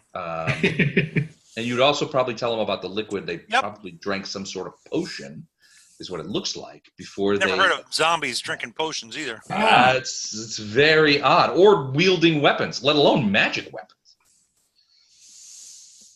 So things are curiouser and curiouser in the abandoned town of Deb's Rest. And I'm Should going. we check magic on the other dead bodies too? That's where I'm going now. Okay, so you guys gonna check all that? Yep. So the exact same magic that you found on the first guy, you find on literally all of them. Except for the one that's burned up, the potion is gone too. But all of them are carrying magic scimitars. So I believe there's how many dead guys? 8? Yeah. So that's 8 magic scimitars. You get them together. One of the things that you notice is very curious about this is the fact that they are all exactly the same. Like the same manufacture, they radiate the same magic, they're the same design. They're even the hilts are covered in the same, sort of copper wire. Whoever made these scimitars made them all at once and ensorcelled them all at once, you think? Because Was Rajana doing archaeology? Was she digging? No, not really. I mean, it's possible she was doing some archaeology, but her specialty is magical fields, and so she was studying the anti-magic fields that exist on the borderland between Geb and Nex. And we haven't done the Speak with Dead yet, have we? No, you haven't. No. That's my last 3rd level spell, I think. But yeah, as you guys sort of go around and gather all the weapons from these guys, No. you realize that these 8 you do find 8 magic +1s. If you do, I'll just give it to you +1 scimitars. They're all +1 scimitars, but they're all exactly identical. Let me do a knowledge arcana. Mm-hmm. Figure out what's animating them. Anything about the scimitars? Oh, that didn't do very well. Was it 12? Is that what you rolled? Yeah.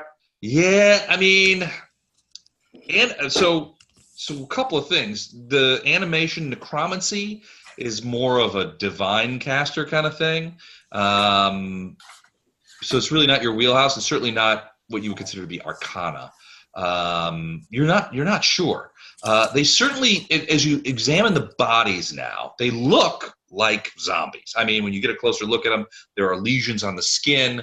There's definitely some very minor in this case, but semblance of rot beginning to set in. The brain. If you examine the inside of the skulls, you see the brain has that sort of zombie, sort of black fungus that is typical with zombies. But they exhibited beyond that. They exhibited during animation. They exhibited none of the qualities that you would normally associate with zombies. Les, my 15 was a knowledge religion. Okay. On the any markings on the scimitar or the necromancy and that kind of thing. Okay, so there aren't any markings on the scimitars. So these are actually it's almost if they were just stamped out of a machine. Now they're all ensorcelled and they have that magic in them. So they are magical blades, but again they're identical in almost every way. There's no runes on them or anything like that. These almost look mass produced. Now, as far as the animation, what'd you roll? 15? Yeah, you're not. I mean, this doesn't. I mean, there's obviously some necromantic magic at play here. Yeah. But the kind of necromancy that's being practiced here, you are unfamiliar with. I think we need to read the book before we do a Speak with Dead. I agree. And didn't our helpful DM say to read the book anyway to see if there's a clue for the other books? Yeah, it was a pretty obvious hint. I don't recall giving any hints. Hey, dumbasses, read the book. Oh, okay. Did I say that? All right. So what language is the book in? The book is in Kadiran. Who speaks or reads it? I've saved comprehend languages so I can read it. Okay. Yeah, because he speaks it anyway, doesn't he? I think, I think Kadir speaks it. Kadir, do you speak Kadiran? You do, right? Speak what? You both speak and read Kadiran, yes? No, Common, Kellish, and Osiriani. Kellish, okay. So, what about you, Andrew? Does Phineas speak Kadiran? I would suspect yes. Abyssal, Celestial, Common, Draconic, Dwarven, Elven, Goblin, Infernal, and Parisian. Ooh, okay. But I also have Comprehend Language. As well? What's that? You have that as well? Yeah. Okay. All right. So no native Kadiran speakers. That's interesting. All right. So who's going to do the comprehend language spell and read and look at the book? I have plenty of spells, so if you want me to do it. Yeah, go ahead, because I'm running out. Yeah, that's what I figured. I'll do it. You have comprehend language memorized? What's that? You have it memorized? Yeah, I don't, yeah. Okay. All right. So you look through the book. It's about 200 pages, and it's only about half filled with these sort of this very small feminine script. Certainly a woman's writing, and it basically is an account of the day-to-day activities of, and it, you suspect it is Rajana's. This is Rajana's work over the last 6 months.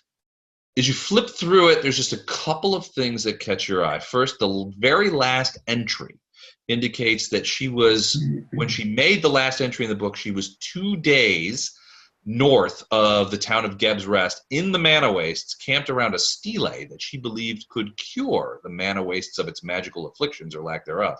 If only she could just translate and properly perform the ritual laid out in the stele, which was written in ancient Kellish. And there is a translation there, which you can read. So it's which you can read, Kazir. It's basically an invocation ritual. The journal, this particular book also makes mention of 3 other journals, and has their titles, which is translations of the Mana Waste Stele, Demiplanes, Pocket Dimensions, and the Mysteries of Geb, and Flora, Fauna, and Hazards of the Mana Waste. Beyond that, that's pretty much the only interesting stuff that you find in the book. Basically, that her last entry has her camped about 2 days from here, and it has a copy, which looks like she copied it maybe from the stele itself, of a Kellish language ritual that she felt might be helpful in helping to sort of cure the problem of the Mana Waste, which is these anti-magic fields that exist. What's a stele? A stele is like a stone. It's sort of like it's like a combination of stone pillar and sign. Steles are usually they're usually standing. They're flat stones. They're usually engraved. In ancient history, steles were used to mark the borders between countries. They were also used to commemorate the sites of battlefields. So basically, it's like a up-jump tombstone. Give yourself some extra points for that one. Experience points for a good use of the word stele. Nice. All right, so that's what you find in the book. And I've been reading this aloud to everyone. Okay. Using a funny voice. It's fascinating. Okay, so yeah, so you've got, I mean, and you know that there are 4 books. So this particular book, boy, it gives every indication that the body of the poor woman that you guys have found in the fountain may very well be this Rajana that you're supposed to be looking for. But she has no damage to her. I mean, her head's not staved in. She certainly wasn't slashed by scimitars. What were these zombies doing here, and where are all the people? It's a good question. That's why I was asking if she looked like them, less to see maybe she's going to come back to life or something. No, they look very different. She looks, frankly, her body's in worse condition than the zombies were. But it looks like she was in the fountain, but once you get her out and sort of, she seems almost mummified, very desiccated, no moisture in her body other than what was sort of leaching in from the fountain itself. But even weirder, no obvious wounds. Certainly no wounds that you could look at and say, it was the split skull that killed her. Nothing like that. Does anybody have detect poison? No. Can I bring another character from another game in for a minute? I do. But I think we did that because the fountain's poisoned. No, the fountain was just fouled, not poisoned. Yeah, we checked the fountain. It's not poisoned, but maybe she is. Yeah, there's a few of us that have detect poison, so it's 0 level, so you can do it at will. Okay. You guys, somebody going to cast detect poison? Yes. She was not poisoned. There's no poison in her system. We got 3 questions, Doug? Yep. So hold on. Let's go ahead and pull up. Hey, Doug? Yeah? If we're here for more than a day, can you get purified food and water and clarify the fountain? I have purify food and drink as a 0 level spell already memorized. Okay. Can you cast it a couple of times and fix the fountain? Yeah. I thought we had already done that, but It won't Recording, stay fixed. he did that. Okay. It fixes it immediately, but then the stuff that keeps pouring in just pollutes it again. yeah. You know, fix aquifer spell. Fix aquifer. We could use that today in a lot of places. All right, so speak with dead. Necromancy, not evil, surprisingly enough, but you grant the semblance of life to a corpse, allowing it to answer questions. You may ask one question per 2 caster levels. The corpse's knowledge is limited to what it knew enduring life, including the languages it spoke. Answers can be brief, cryptic, repetitive, especially if the creature would have opposed you in life. No, they were friendly. You didn't know her, but she certainly was. So Master Bashir was a patron of hers. I mean, he's basically paying for this, this expedition. So, And she'd be inclined to share information that would help her quest, I would think. Theoretically. Drop Bashir's name just to make sure. 3 or 4 times, because, she's dead. Might be a little slow. And wet. So how did she die, and where are the books? Seems like 2 obvious questions. I don't know if those are too general. That would be up to. Yeah, definitely ask about the books, but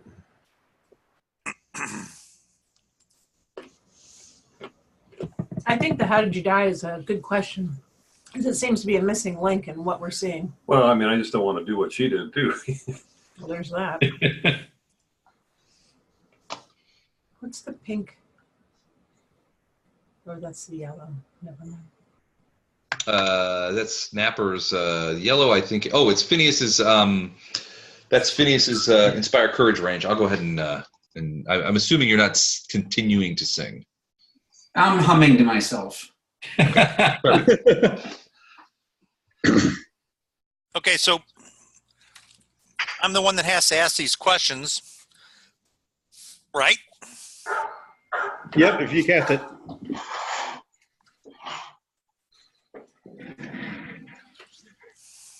Okay. Do we know what the do you guys know what the questions are going to be? How did you die? Okay. Or do we need to be more specific? Yeah, because she could say asphyxiation or dehydration. What was the cause of your death? Or who was the What cause? actions led to your death? Yeah. All right. So you're casting a spell, or Hold are you on a figuring second. out the question? I'm jotting down the questions here. What actions led to your death? Or what? Maybe what not necessarily what actions, what circumstances? That would work too. I thought that was your drink. What circumstances led to your death?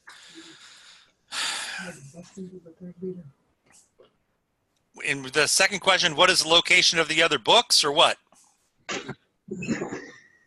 Because she may not know that. Yeah, How can we find the She other? could tell you where they were when she last saw them or last wrote in them. Yeah. Damn it. At least gives us a start. Well, yeah, where should we look? Where? And maybe we leave one question as a follow-up to one of those 2 in case we get a weird answer. Where should we look for the other books? Are there 2 books? Yep. 3. 3 books total, or is it 4 books total? 4 books total. 4 books total. Okay. And what are the titles of the, because the other 4 books, other 3 books of That you were writing. books that you were writing. One was Flora and Fauna. Yeah, the titles of those books are actually in the book that you have. And those titles are? That's a great question. Hold on. They are translations of the Mana Wastes Stele. Stele is spelled S-T-E-L-E. I know. Okay. I might want to go there too. Like, do we know where that is? Demiplane. Oh, do you got the first book? That's the first book. Second book is entitled Demiplanes, Pocket Dimensions, and the Mysteries of Geb, G-E-B. Hold on a which minute. is the Man, I hate this computer. Hold on a minute.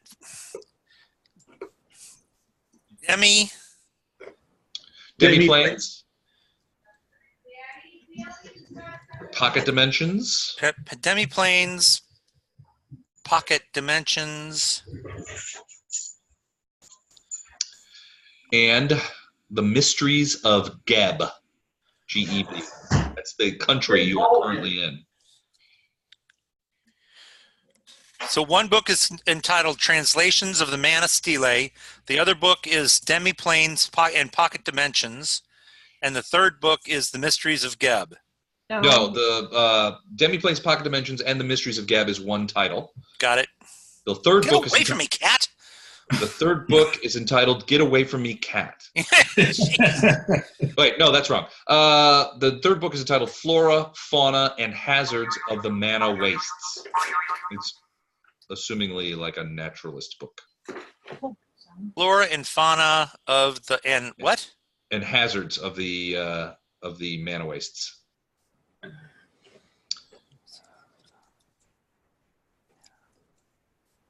All right. So where should we look for the other three books you are writing entitled Translations of the Mana Stele, Demiplanes, Pocket Dimensions, and the Mysteries of Geb, and the Flora and Fauna and Hazards of the Mana Wastes? Okay. One long question. All right, then just leave the other one blank, so to speak. We got a third question. I mean, you could save it as a follow-up question, or you could script it now. Whatever you want to do. Save it. Let's script it later. Okay. Casting the spell. You have time, right? After the spell's cast, it lasts a while? The duration lasts 6 minutes. Yep. 1 minute per level. Takes me 10 minutes to cast. So I will prepare a clock for that. 6 minutes. All right. So it takes 10 minutes to cast. So you begin doing the ritual to bring her back.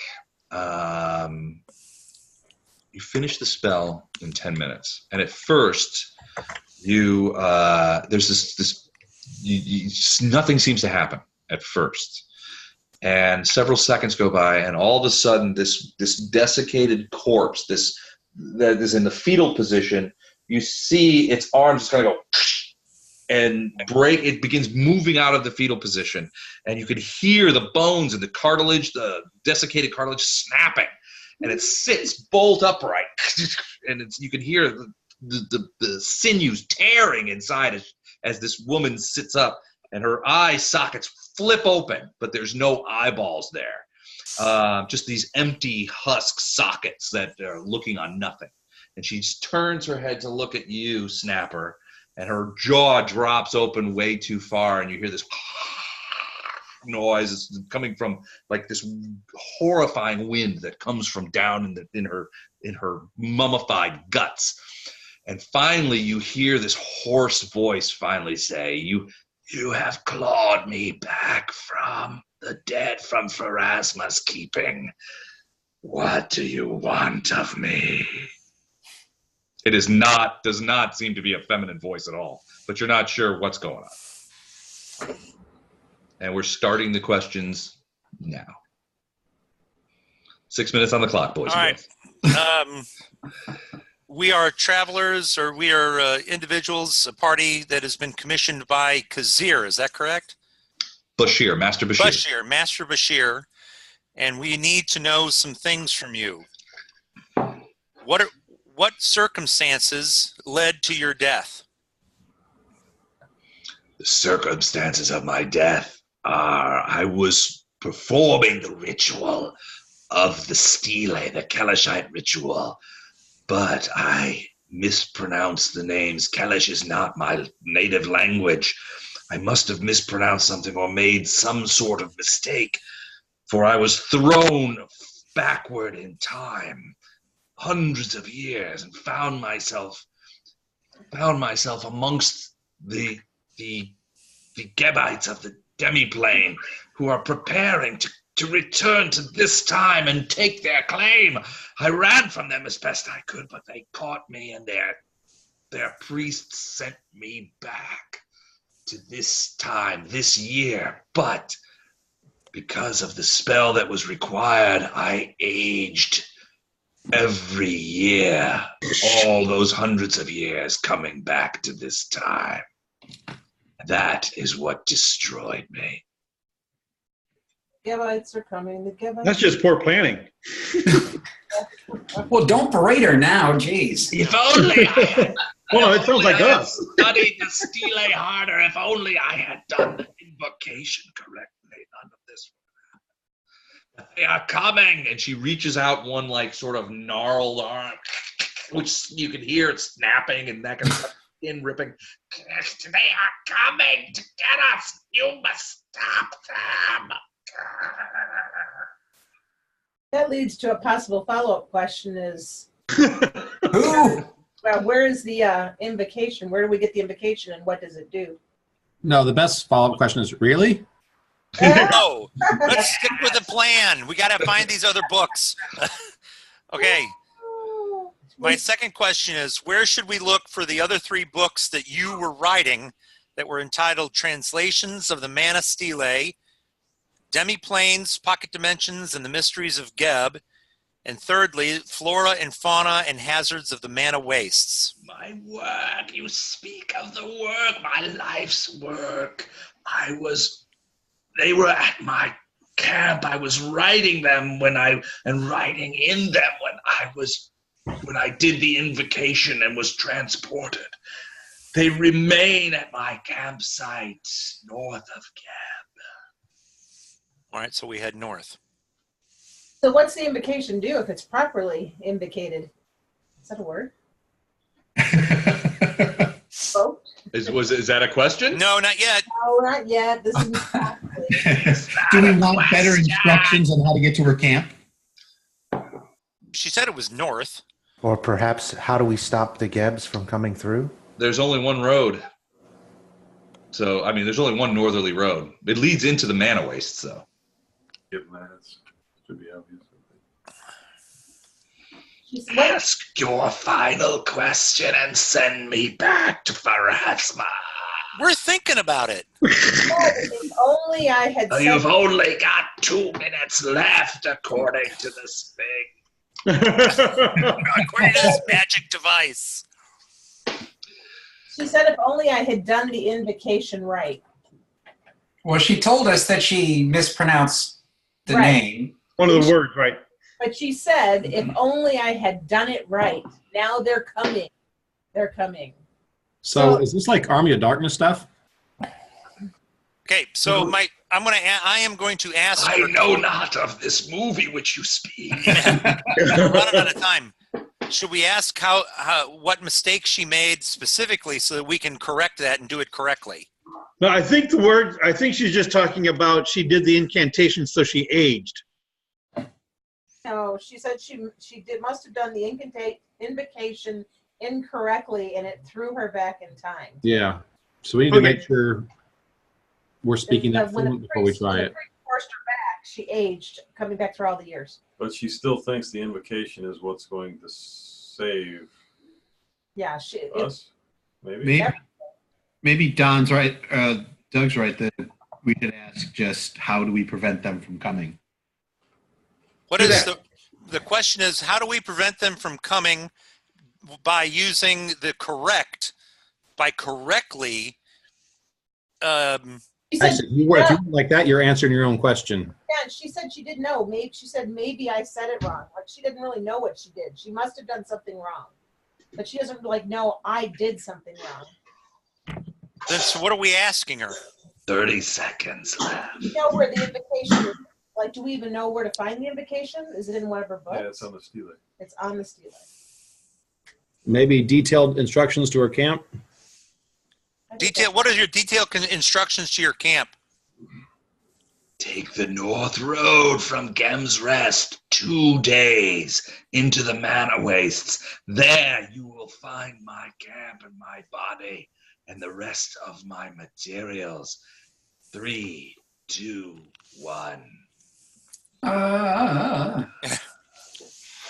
He must have been dictating.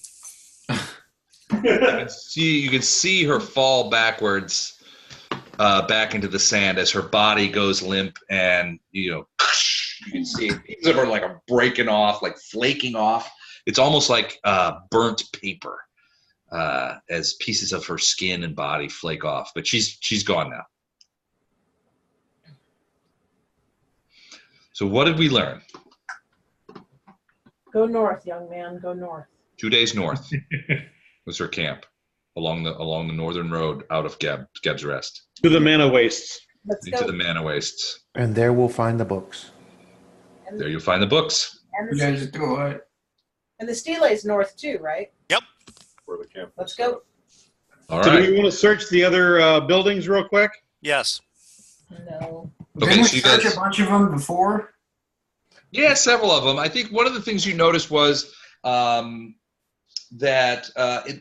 one of the big things that you noticed was that there was certainly no people, but the fact that these people were taken away very quickly. If you go into a couple of houses, the various kinds of buildings and stuff like that, it very much gives the indication that there were people here, and then mysteriously there were not people here.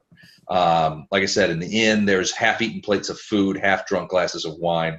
Right. It was like sudden. Yeah. So I wonder if her magic not only affected her and kicked her in the past, but kicked all these people that were here in the past. Yeah, just drug them back through time. That's possible. But then how does one explain the undead swordsman in ancient armor? Sounds like Whenever those she are the, came forward, they yeah, came. those are the precursor to the invasion she's worried about. Pre-Gebs. Pre-Gebite. Well, according to Phineas, I mean, he recognizes this armor style, and he would say, look, this is a style of military armor from about between 500 and 800 years ago. In Geb. In Geb, yeah, Geb and Nex. And it's vaguely reminiscent of like Greek hoplite armor with the greaves and the skirt and the breastplate. Maybe they just came through. But it's definitely bronze.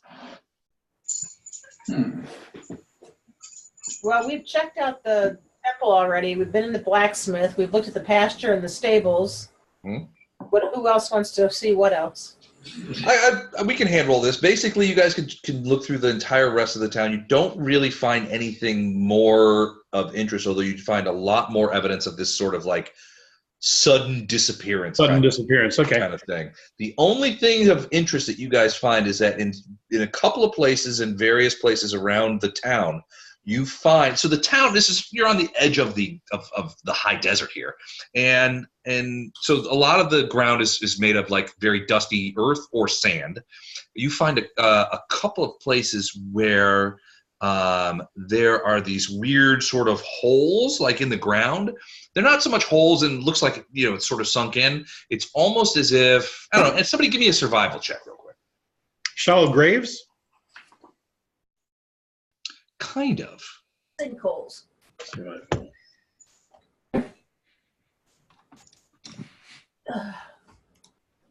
If there's holes in a poisonous aquifer, maybe there's like something going on, like a settling of the city, or a city built on top of No, another. it's not those kind of holes. It's more like what Leonard was thinking of, like graves. Although they're bigger than your average grave. Yeah, it's like almost as if Snapper, you rolled a 22 on your survival. Yep. Did anybody roll better than that? Nope. All right, Nope. Snap. You hear Leonard go, "Are these shallow graves?" And immediately your brain is like, "Yes, this is what this looks like. Something was buried here, and it looks like it came up out of the earth." And you find these places in several places in town. The interesting thing is, it looks like it's bigger than would be required for a single person or a single creature. More like 2 creatures or people. That's about the size of them. Is there Relative, not deep enough for a grave. Deep enough for maybe a very shallow grave. Certainly deep enough for hiding purposes. do the number of indentations and correspond with the number of zombies that attacked us? Takes you a while to sort of hunt around, but yes, it does. You've basically it's exactly half the number of zombies that attacked you. So I think you got attacked by 8 zombies, maybe 10. You find 4 or 5 of these holes, and it looks like something was buried there it came out and then it sort of sunk in a little bit. You know how when something's buried, Right. dirt goes in to fill it. That's what it looks like. And they're in places where no legitimate hole ought to be, like in the middle of the street, that kind of thing. I'm going to detect magic on each of those. No magic radiates from the holes. No evidence of new burials anywhere, Les? No evidence of Bouveris. There is a graveyard, I believe. Hey, Kazir, remember when you looked at the horse shit to see how old it was? Yeah, 2 weeks. About 2 weeks, yeah. There's a sort of pseudo graveyard down in the lower corner. Those graves are pretty old, though. No new graves there. Like a little cemetery. It looks like it served the town. Does it make sense to try to break out now and camp somewhere out, or should we? What time of day is it? It's probably mid-afternoon. So we could probably Get the hell out of here. hike for 6 hours and camp. Or sleep here because it's easy to defend, I guess. So we got True. I mean, the buildings are, except for the ruined buildings in the north and south ends of the town, the rest of the buildings seem pretty intact. I mean, nothing, it doesn't look like there was like a pitched battle here or anything like that. Honestly, the impression you get is that people just disappeared. So stay the night at number 6, the inn, and then get out first thing in the morning? I believe the inn is number 3. Les? Okay, number 3. I'm Les. Yep. I'm going to cast and conjure a water elemental. Mm-hmm. And I want the water elemental to go into the source of the spring or the fountain that's here. Into the pipes? Into the pipes, and see if he can come back with some information on what is causing this water to be so brackish. Okay. And if it's possible for us as that is because there's not magic creatures, so to speak, of humanoids, if there's a way to correct it. Okay. Can you speak with him? Yes. If you conjure it, you can speak with him. Okay. No. So then I'll cast comprehend languages. all right. Okay. So he swirls up into the thing, swirls around the fountain a little bit, jumps up into the poster, and down he goes. He's gone for half a minute, 3/4 of a minute, and then you see him pouring back out. And basically what he says to you is the water underneath this town is naturally like this. He would suspect that to get clean water for the town, magical means were either cast upon the fountain itself or cast upon the water in the fountain every day to purify it.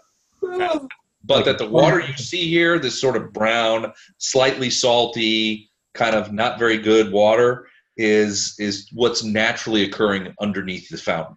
This is what the fountain brings up. It would be fairly easy.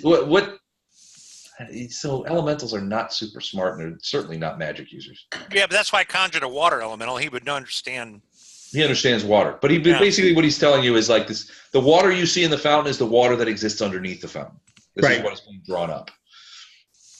All right. So your experience would say, look, probably either somebody came and put purify food and drink or something like that on the fountain itself and permanented it, or they had whoever cast those kind of spells around here come out here every morning, purify the water, and then people would get out and then come back in the evening, purify the water, because purify food and drink is a cantrip, right? 0 level spell. 0 level, yeah. So even a second or third level cleric will be able to easily handle. Well, not easily, I guess, but a 3rd level cleric could come out here and certainly handle the water needs for most of the time. Right. It's a powerful guy. Well, especially if they draw the water and then he casts it. Right. Okay, so we hole up and leave in the morning. Okay. Can we do a bunch of bursts and top everybody off? Oh, yeah. Consider yourself healed, they say. That's how I'm taking that. Healer. Heal thyself. All right. So where are you guys going to stay? In the inn? Did you drop in? Okay. Surprisingly, well, not surprisingly, it's a fucking inn. There's food and drink in there. I mean, and it's, there's bottles of wine, there's kegs of ale, all of which seems to be perfectly fine. Yeah. The food, at least the most of the raw, unpreserved food, has gone over. So there's a bit of a stank. But there's dried fruits, nuts, dried berries, various kinds of salted meats, things like that, which are all perfectly fine to eat, and it's just all sort of laying around. So you guys are able to, once you guys get past, I'm assuming you guys kind of take the rotten food, chuck it out back.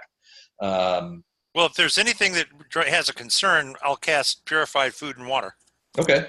Yeah, I mean, there's plenty to eat and drink here. Is there access to the roof? Easy access to one of the 3 roofs? Relatively easy. Yeah, it's a series of ladders. One on the lower roof, it's outside. On the 2 upper roofs, it's inside. You have to kind of go through a crawl space hole. But yeah, you can get up there. There's ladders there and stuff like that. Well, I'll grab a room right next to one of the ladders and periodically go up on the roof and just check stuff out. Okay, just kind of take a look around. Give me a perception check. Carry on. It'll be a minute. Okay. Anybody else doing anything odd or setting any watches for the evening or anything like that? Well, I think we should set a watch, but 25. Okay, Lama. So you get up on that 3rd roof, and there's actually some there's indications that people would come up here periodically. You're not sure if it was the inn owners or customers or anything like that. There's a couple of small sort of crappy wooden tables stuck up there, and some chairs and that kind of stuff. So I mean, it's exactly what you're doing, kind of getting a better eye view, maybe just relaxing in the sun. You take a look around, and especially you look to the north, and you can see that while most of the ground and the streets in Geb's Rest are packed sand and dirt, they're not paved in any way.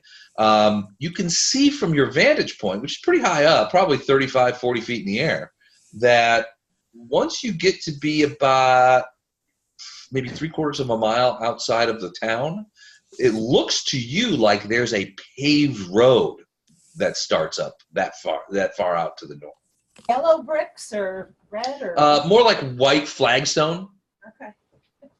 But it is paved, and and honestly, there's a fair amount of green. There's a fair amount of not grass, but certainly plant life around this road. We're off to see the wizard. It's this low, plants and rhododendrons, some small cacti and things like that. Well, Lama's going to grab a bottle of wine and sit up here and drink the wine and keep an eye out. Are you guys going to do anything with Rajana's body? Throw it back in the fountain, maybe, or? I'll say that we need to give it a burial and A water burial in the fountain? a proper burial, and I'll say a few words of blessing and that kind of thing. All right. I'm assuming you bury it. Takes a little while. Dig a hole. It's sandy ground. It keeps falling in. You can't bury her very deep, but frankly, her body is so desiccated that the possibility of attracting that any animal would be attracted to this is really low. All right. Who's going to keep watch? I'll take a shift. Yeah, me too. Yeah, sure. All right. So each of you, one person shift while the rest rest. The rest of you pray rest. And all that kind of stuff. Yeah. All right. So who's the first shift? Llama. Second shift, Kazir. Third shift, Phineas. Yep. I'll take whatever shift. Each of you roll a perception check. Well, I didn't know there was going to be a quiz.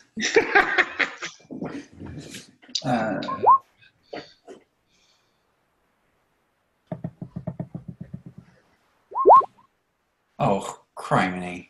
Okay. 9. Kazir, neither you or Phineas notice anything during your shift. Lama, you start your shift. Eventually, you kind of like do a little bit of a walkabout, but you start your shift up on that roof, keeping an eye out for stuff, and you're kind of looking around. You're intrigued by that road to the north, and And it's you've got the first shift, so it's not too long after sunset. There's still a fair amount of it's still fairly light out. The sun has just sort of passed down below the horizon. And you're looking over at that road, and well, you're not sure, but you feel like you thought you saw something move. Close to the town, but on the road area? No, far away, probably maybe a mile off. So if I tell Kazir, who comes back after me, does that give him a bonus to his perception check?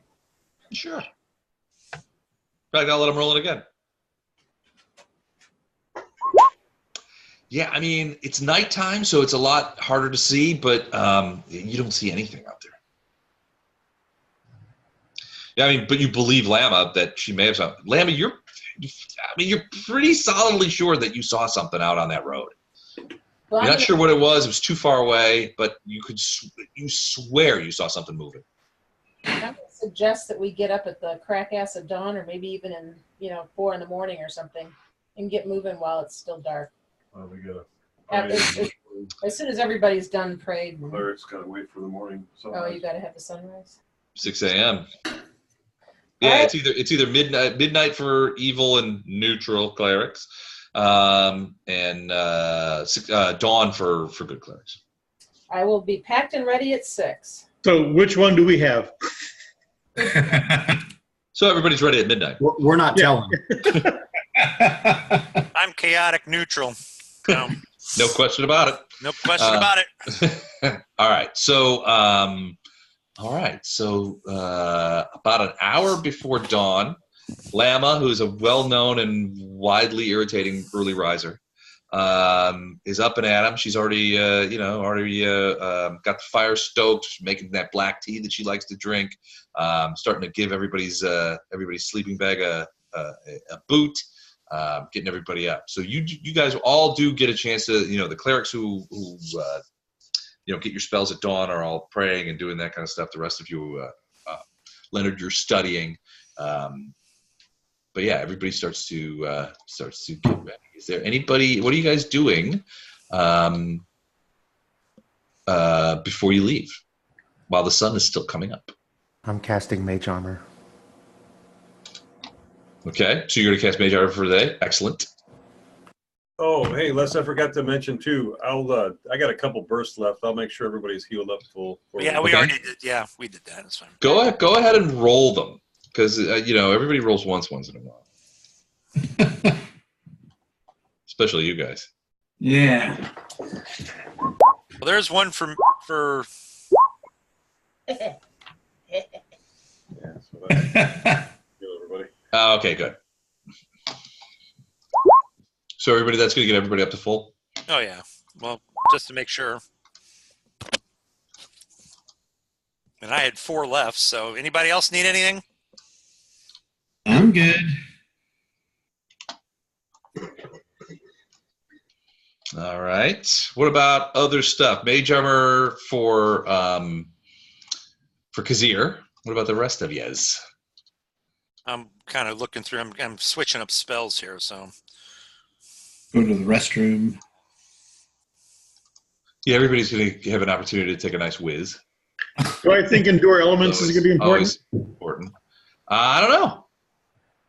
I don't know what you think, buddy. I wouldn't presume to tell you. How hot is it?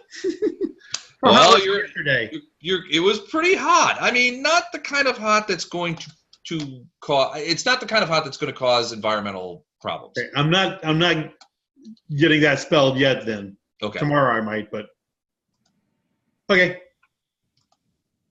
I don't cast any spells yet. Okay. All right. So, what are you guys going to leave town? Anything you do before you leave town? Nope. Nope. That's it, huh? This is it.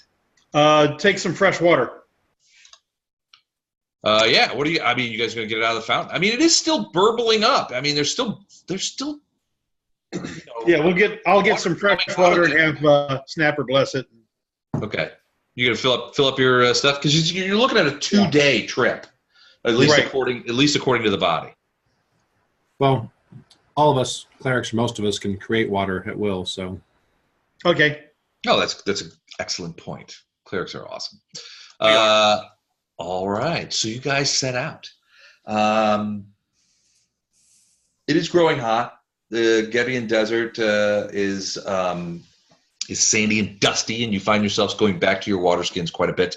But frankly, you're a little bit relieved to put the town of Geb's Rest behind you. It was an eerie place. The lack of townspeople, the dead bodies, the zombies, all of that, it's put you on it, a bit on edge, frankly. And frankly, it's nice to it's good to get shut of it.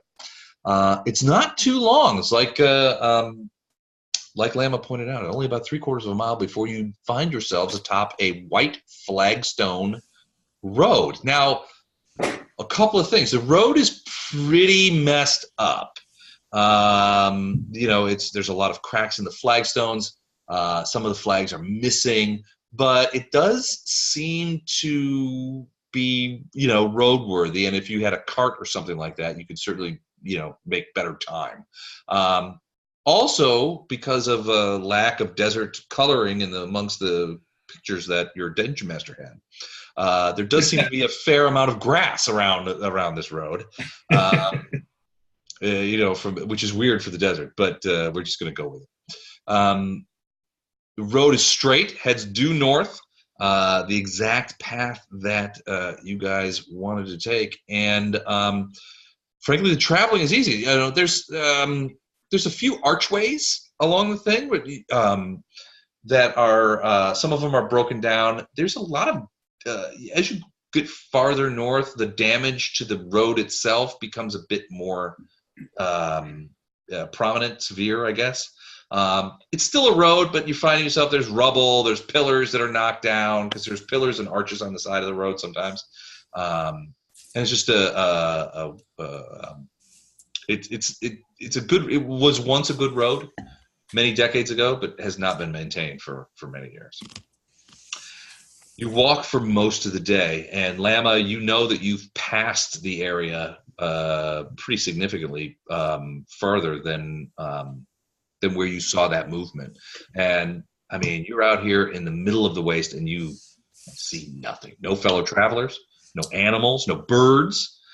It doesn't seem to be anything out here as you guys are wandering, and frankly, you become a little bored. And with that, I would ask that everybody give me a perception check.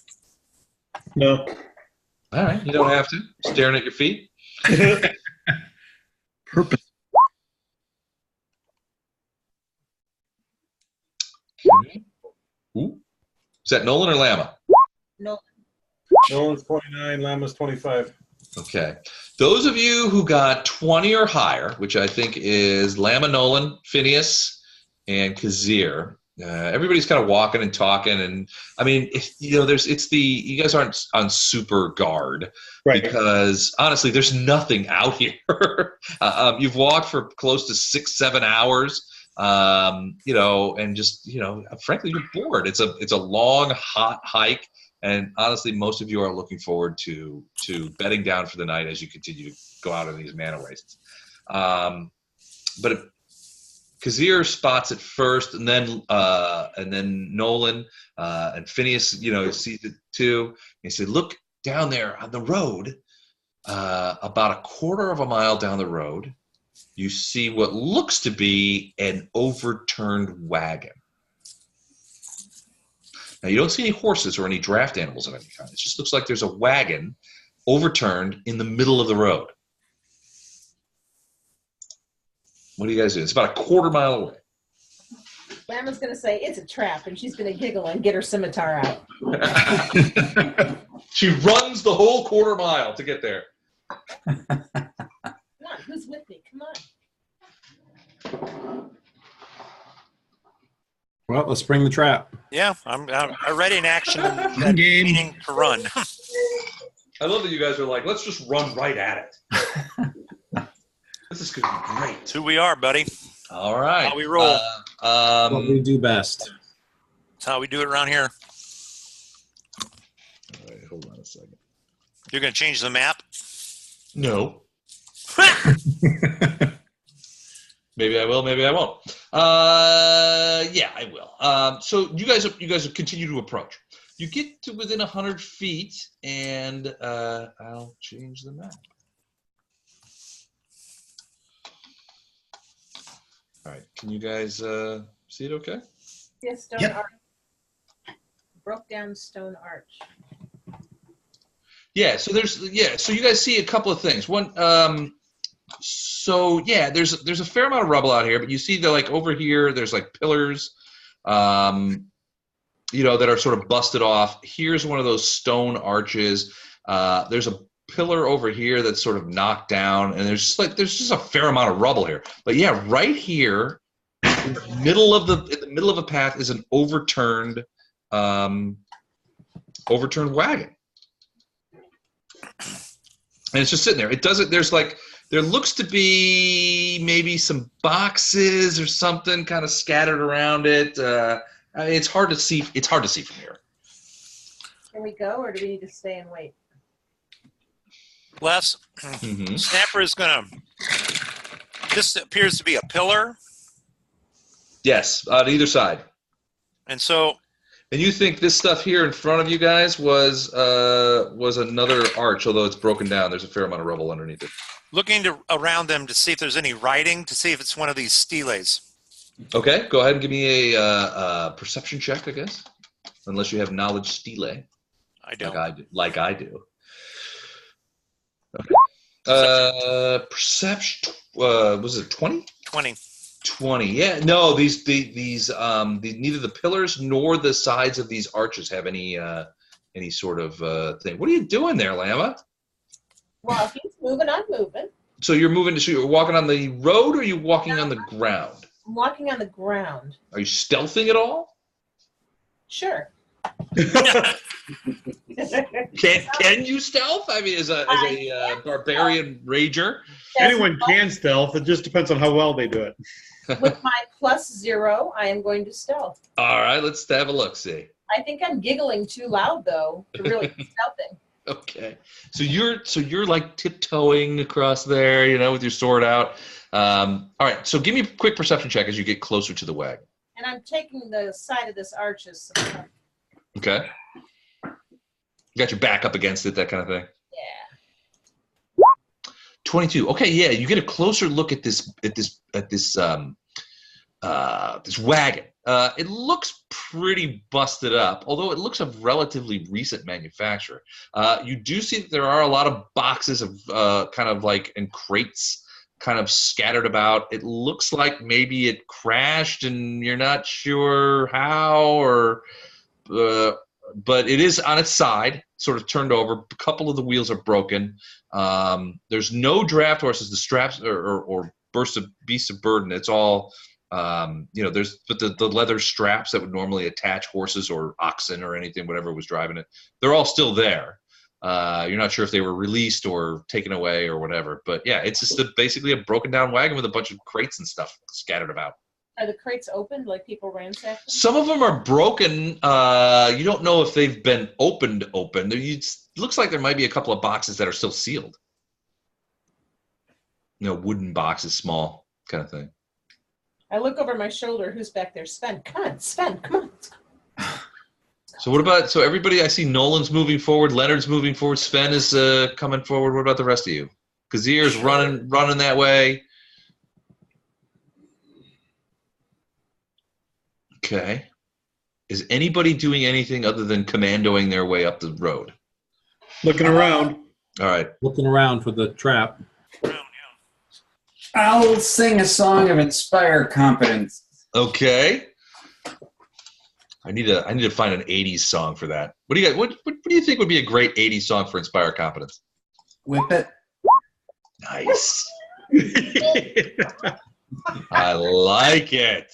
Oh my gosh. Now we got to listen to that Yeah, song. I know. over and over I've again. never liked it to be. That is awesome. Oh my goodness. So I'm sorry, you're casting inspire competence? Yep. Casting whip it.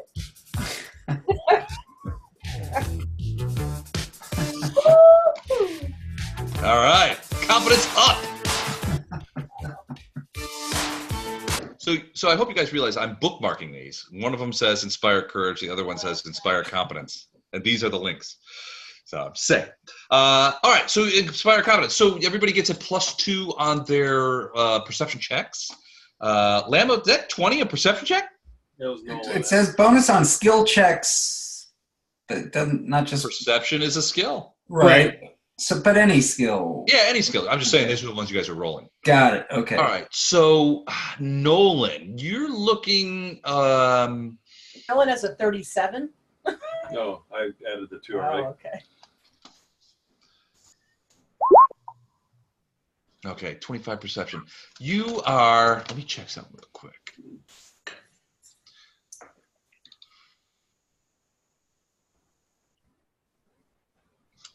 Okay. Right. So, who rolled above a 25 on their perception checks? I know Nolan did. Beltran's got a 25. Sven's got a 27. Okay. You each see different things. So, Sven, you're looking at the wagon. You're kind of with Lama, but far in the distance, down maybe another 100 feet away, you see sort of like a shimmer or some sort of, I don't know. You know what it reminds you of? It's like when you look in the distance in a hot day along the pavement, and you see that sort of shimmer that comes up off the pavement. You see something like that down the road, about maybe 100 feet, 120 feet. You're not sure what it was. I mean, you don't even see it. It could just be heat coming off of the road. I mean, but that's what Could it be looks a like. mirage. Could be a mirage. Nolan, you could have sworn that you heard something like I don't know how to maybe just like a scratching noise on the arch, the stone arch that you are all standing next to. And you look up there and you don't see anything.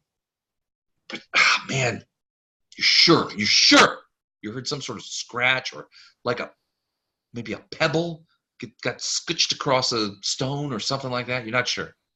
Put my hand on Kazir and point up to there and try to get the attention of all the other people behind me and do the same thing. Try to point up to the top of the arch. Do we have to do perception checks to see if we get the drift?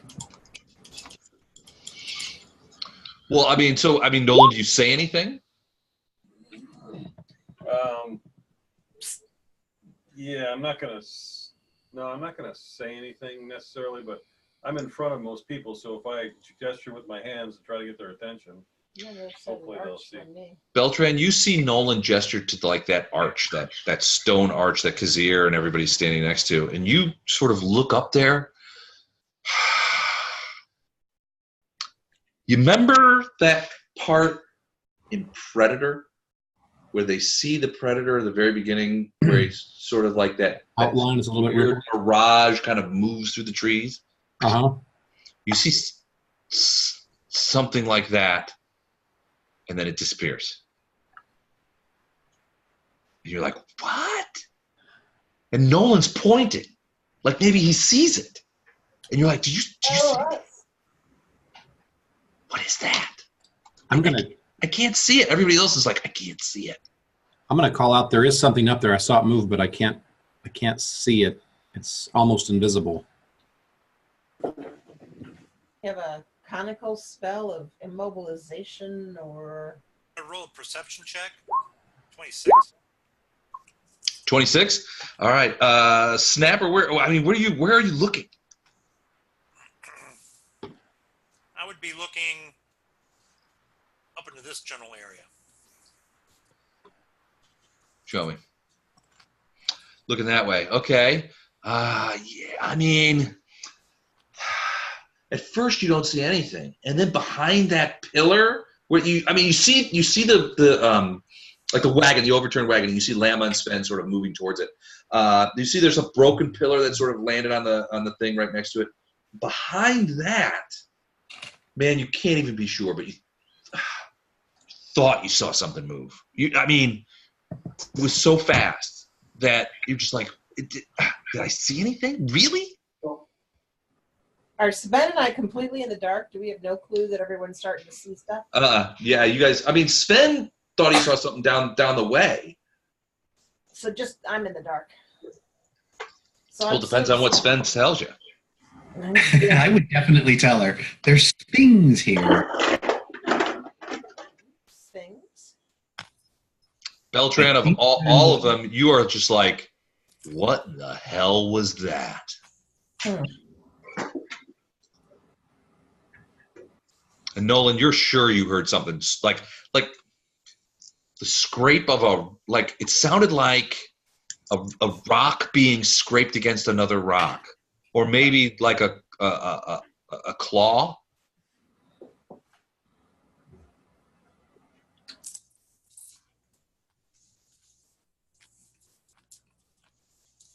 Lama, Sven, what did you tell Lama? Why did she back away from the arch? I didn't tell her that. I just said there's things around here somewhere. They're invisible. You know what cracks me up is can you imagine you guys are sneaking up on this wagon?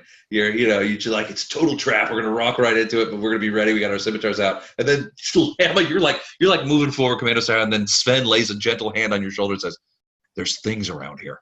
I really just wanted to get away so I had more mobility. I was just stepping back so I would be prepared to fight. Really. All right, Leonard, do you actually have that? Yep. Okay, hold on. I'm sending you a message.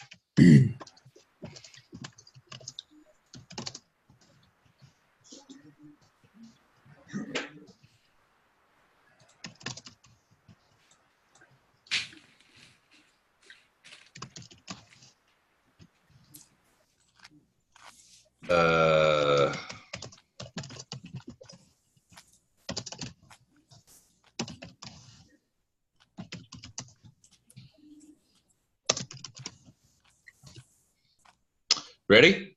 Mm-hmm.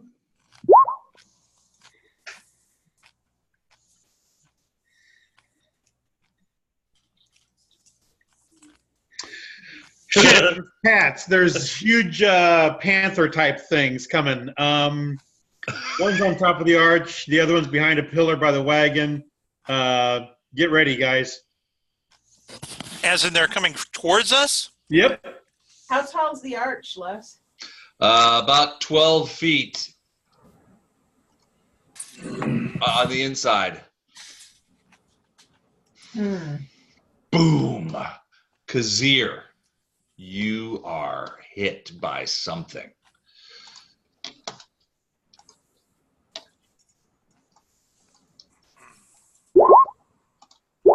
Any of those hit? Yeah. Oh, crap. You get slammed by something from your left side. It's enormous, and it feels like it's made of teeth. I mean, you're getting raked. Hold on a second. Let me check here. Okay, he can do that. All right, you have been hit 3 times. Hold on a second. Let me. We're down the way. Okay, hold on. All right, D8 plus 5. So first one, and then D6 plus 5. Okay. All right. So first bit.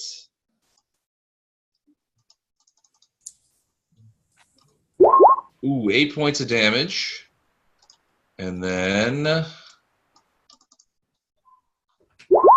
another 17. So 25 points of damage total as this enormous weight just stomps on you from the left. It's just like, boom. And suddenly you're being raked with what feels like claws and teeth. And then I have to roll, and you think that you might be grabbed. Let's go ahead and do that. Does it remain hard to see? No, you see him. Yeah. Can't see him still? I can't see anything because of the pillar.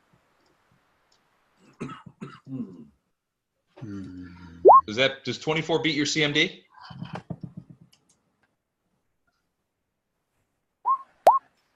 Kazir?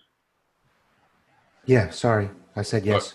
Oh, I didn't hear you. Okay, so you are effectively grappled. Something's got you, and you can't see it. What you see is just this like weird shimmering that's now surrounding you. I mean, it's big and it's got claws and teeth. And we should probably roll for initiative. Probably.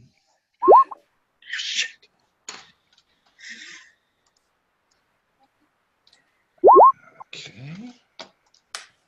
Oops. All right, let's get mine in here. All right. All right, what do we got? Shout 'em out. 13. 13 for Phineas. 13 for Sven as well. Ben got a 13. Same for Kazir. Kazir got a 13. Wow, a lot of 13s. 7 for Leonard. And Leonard got a 7. Okay. Snapper gets a 19. 19 for the Snap. 9 for Lama. 9 for Lama. Nolan? The dice are broken. Nolan? 18. 18 for Nolan. Okay. All right. Is that everybody? Look at everybody. Leonard, Sven. Yeah, okay. All right. So first up is Snap and Nolan. So let's see where you guys are. So Nolan, you're right next to Kazir, so you see all of this. You see this weird kind of shimmer come flying off of the thing and essentially just slam into Kazir. Kazir's practically knocked off his feet, but you see him, he's having trouble moving, and you see this shimmer around him. Hey, Les. Mm-hmm. I just want to confirm because he's invisible and got to attack first. There's no surprise round. That was the surprise round. He got the surprise. He got the surprise, yeah. Okay. You guys didn't surprise anybody. Walking, you guys were walking down the street, whistling, snapping your fingers, doing little dances, that kind of thing. Here we come, doo-ba-doo. All right, so Snapper, where are you? You're in the middle there. Oh, so you would have seen Kazir get hit too. So you see Kazir is suddenly in a desperate struggle with something that looks like a combination of Predator when they're in their chameleon wear and sort of like waves of heat coming off the sidewalk. Anything to Lama or Sven? Because I don't know that we can see on the other side of the column. So Leonard, what did you tell these guys? I told them there was cats, one by the pillar by the wagon, one on this arch, and more coming. Eek. Yeah. How do you see them? I'm going to shut out as a free action. They're invisible, but I can see them. Snapper is going to cast Bless. Okay. And that is that's going to get everybody, right? Because the radius 50-foot radius. Yeah. Oh, yeah, okay. This one's a 50-foot radius. All right, so everybody's blessed. That's +1 to attack. Excellent. Nolan, what about you? You're right next to the guy. I attack something? Is there? I mean, I don't know how. I mean, I guess you could try. With your spear? You mean with your spear? Mm-hmm. All right, you can just try and just like stick it into that, whatever, that weird kind of light that you see? Yep. All right. Phineas, are you doing Inspire Courage, or you're doing the other one right now, are you? It's not his turn yet. Yeah, right now, just inspire competence. Inspire competence, you say? Skills.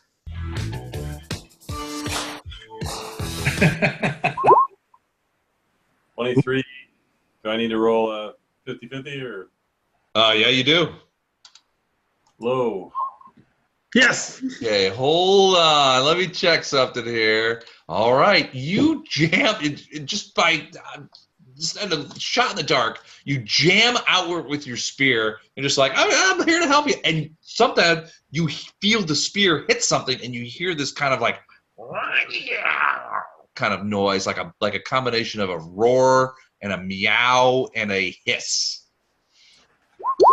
And it's whoa, and max damage. Take that. Holy shit! All right, hold on. I gotta check something here. So if you're invisible, is your blood invisible too? It depends on how far away it gets from you. Is your weapon ensorcelled in any way? No. Okay.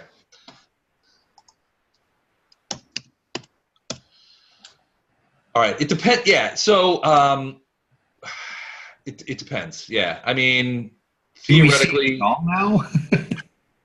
No, you don't see. I mean, other than this weird kind of shimmery light, you don't really see anything. I mean, you see Nolan kind of jam his spear next to Kazir, and you see him kind of like whoa, and pull it back. I mean, Nolan's like, I got it. I hit it.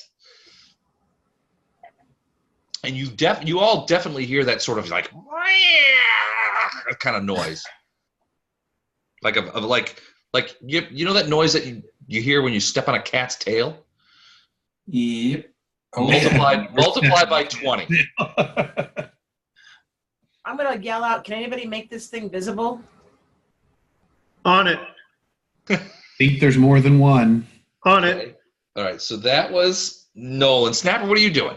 I said cast bless. Oh, cast bless. That's right. I forgot. All right, so I didn't all right. even sneeze. Next up, Kazir, Phineas, and Sven. Kazir, you are grappled. So right now, I mean, there's not much you can do other than try to break away from the grapple. Pain. I never know. So that is a CMB against its CMD or an escape artist check against its CMD. I'm here to tell you, it's got a pretty good CMD. Cat. What are you going to do? You did. Yeah, not even close. You're still grappled. Sorry, bud. All right, so that's Kazir. What about Phineas and Sven? I'm sorry, what? Gordon thinks we should get some catnip. So we could throw Like Wolf's Bane. Remember you used to be able to buy, in 1E you used to buy a Wolf's Bane. In case you ran into a werewolf. You could throw it at him and I don't know what happens then, but I can't recall a single instance where it ever worked. Anybody got a bottle of water? We can just spray it in the face. A squirt bottle. All right, Phineas and Sven, what do you guys do? Sven, you hear Leonard very clearly saying, "There's cats! These big cats everywhere! They're invisible! Run!" Ah! And then you hear what definitely is the sounds of like combat. You can see Nolan backed off with his spear, and there's a little bit of this very bright red blood on the tip of his spear. But you don't see anything. And even more disconcerting was the fact that Leonard said, "There's one on the arch, and there's one over by the wagon." Hey, Les. Yep. The one that swung at Kazir, was that the one that was on the arch? Mm-hmm. Yeah, it basically leaped off the arch onto him. Okay. I'm going to pause because I believe, Leonard say something about working on it. Okay. So you're gonna delay? I'm going to delay. All right. Phineas, what are you gonna do? You gonna move or? I'm going to cast invisibility on myself. Okay. Excellent. So you're going invisible? Yep. I'm going to apologize to you now. So. Oh, are you going to turn me visible again? All right, you are invisible. And is singing? Can I do both? You can still sing, yeah, because of lingering. Yeah, the song hangs in the air. And you're still doing competence, right? Well, yeah, I want to change to courage. You're gonna change to courage? Can I? Sure. Yeah. Well, not the same round. Okay. Right. You can change it next round. It's gonna be competence for the rest of this round, and then courage next round. So whip it this round. I'll count down next round. Yeah, we're still here. Okay. All right, cool. I feel more confident just listening to that. All right, cool. So that's what you're doing. All right. So Kazir, you are still grabbed, which means it gets a freebie. So what it's going to do, it is going to basically drive you prone and rake you. Why does it get a freebie? Because he continued grappling. This is the grappled. second round of Because he grappling. hasn't grappled, yeah. So he's going to move him out about 5 feet this way towards Nolan. Is this thing at a 13 too? Huh? Is this thing at a 13 initiative also? It has 12. Because I got 12 as well. No, you have a. I have a 12. You didn't say that. Where are I asked who's missing. I'm How do sorry. you know who's missing?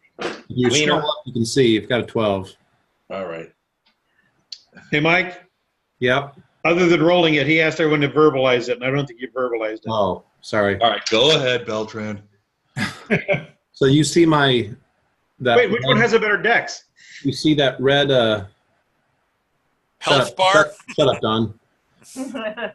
You see that red area? Yeah, absolutely. Okay. Everything invisible inside there is no longer visible. Why? Did invisibility purge? And Visibility purge. Okay. I'm moving up to right there. All right. So that unfortunately includes Phineas. It does. Welcome back, Phineas. Hello. Phineas disappeared for a moment, and then he's back. He's dead. So the invisibility purge, it's not quite 100%. What you see is a large cat standing basically on top of Kazir. And when you do the invisibility purge, it sort of looks over in this big head. It is, let me describe it to you when you see it. It is an eerie beast that appears to be a huge fanged cat, but you can see its its bones glowing inside of it with fire and seething with smoke. Nice. Okay, did I say I moved there? I meant I moved my way over delay. here. It's knocking Kazir down, standing on top. Beltran, It has him grappled, Yeah. and it's that going arch is going to be in your way then. it's going to rake him. What arch? So, Les, I'm going to end my delay as soon as I can. Okay. Yeah, I'm not worried about something my way. This is an arch right here, Mike, Uh-huh. and that structure is going to be, he's going to be behind that structure then. Oh, I'm Kazir. totally fine with that right now. Kazir, Okay. another 18 points of damage. I'm just saying you can't, And you're prone and grappled. This thing is standing on top of you, but it is looking at Beltran now.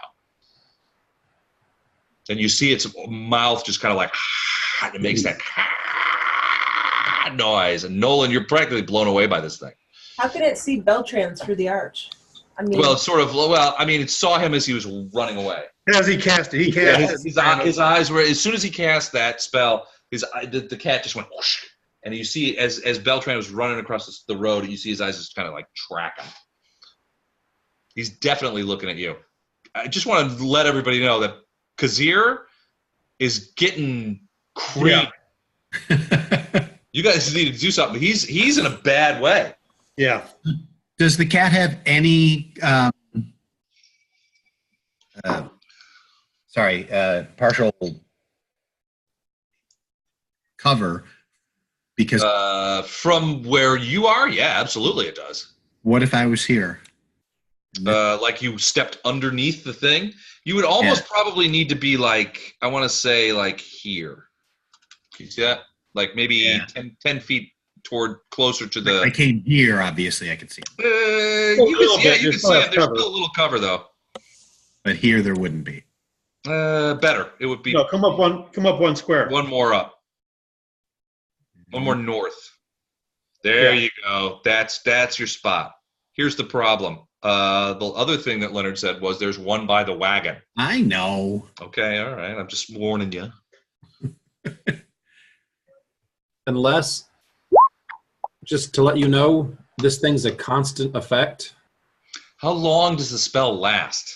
1 minute per level, so I've got it for 6 minutes. 6 minutes, okay. And if anything leaves the area, I believe, so it's a purge, so it goes with you. yes, I believe it becomes invisible again. Ah, okay. That's good to know. What character was that? An A-team that I used that? Yes, that's the only reason I got it from this character. Yeah. So I was like, that worked really, really well. Yes, it did. Yeah. Yes, it did. So, all right, so yours is the red circle, right?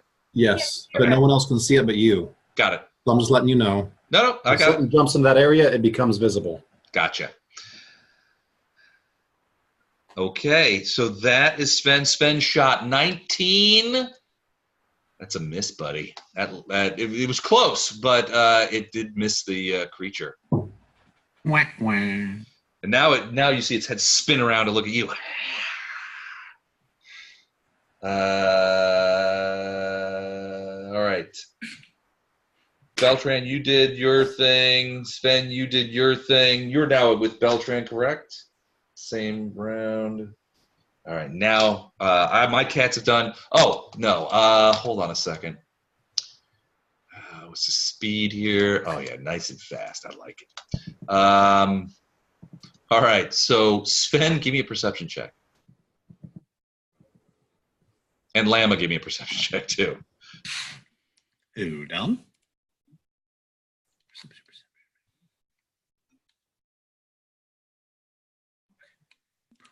unless I want to say it's 11:15. Yeah, I know. We got 2 more people to go, and then we'll stop. So Lama 10, Sven 19. All right, Lama, you're looking at Kazir because you're like, my friend is about to be eviscerated. Then you let go of that arrow, and you hear this noise, and you see coming over the top of the pillar and the wagon one of these cats. It's big, and it just is like boing, boing, boing, boom. Now, it only gets a single attack, but it tries to claw you. Actually, you wouldn't see it until right as it got there. Yeah, well, it's right. Yeah, so you hear it first, and you look over, and you're just like, you see it sort of just like in the air, like as it leaps on you to attack. And it swipes with a claw. And I'm assuming hits with a claw. Yeah. All right.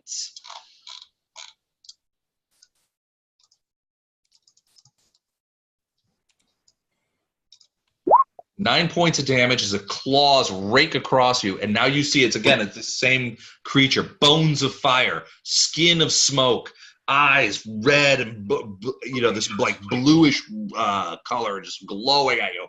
Big cat, about the size of a tiger.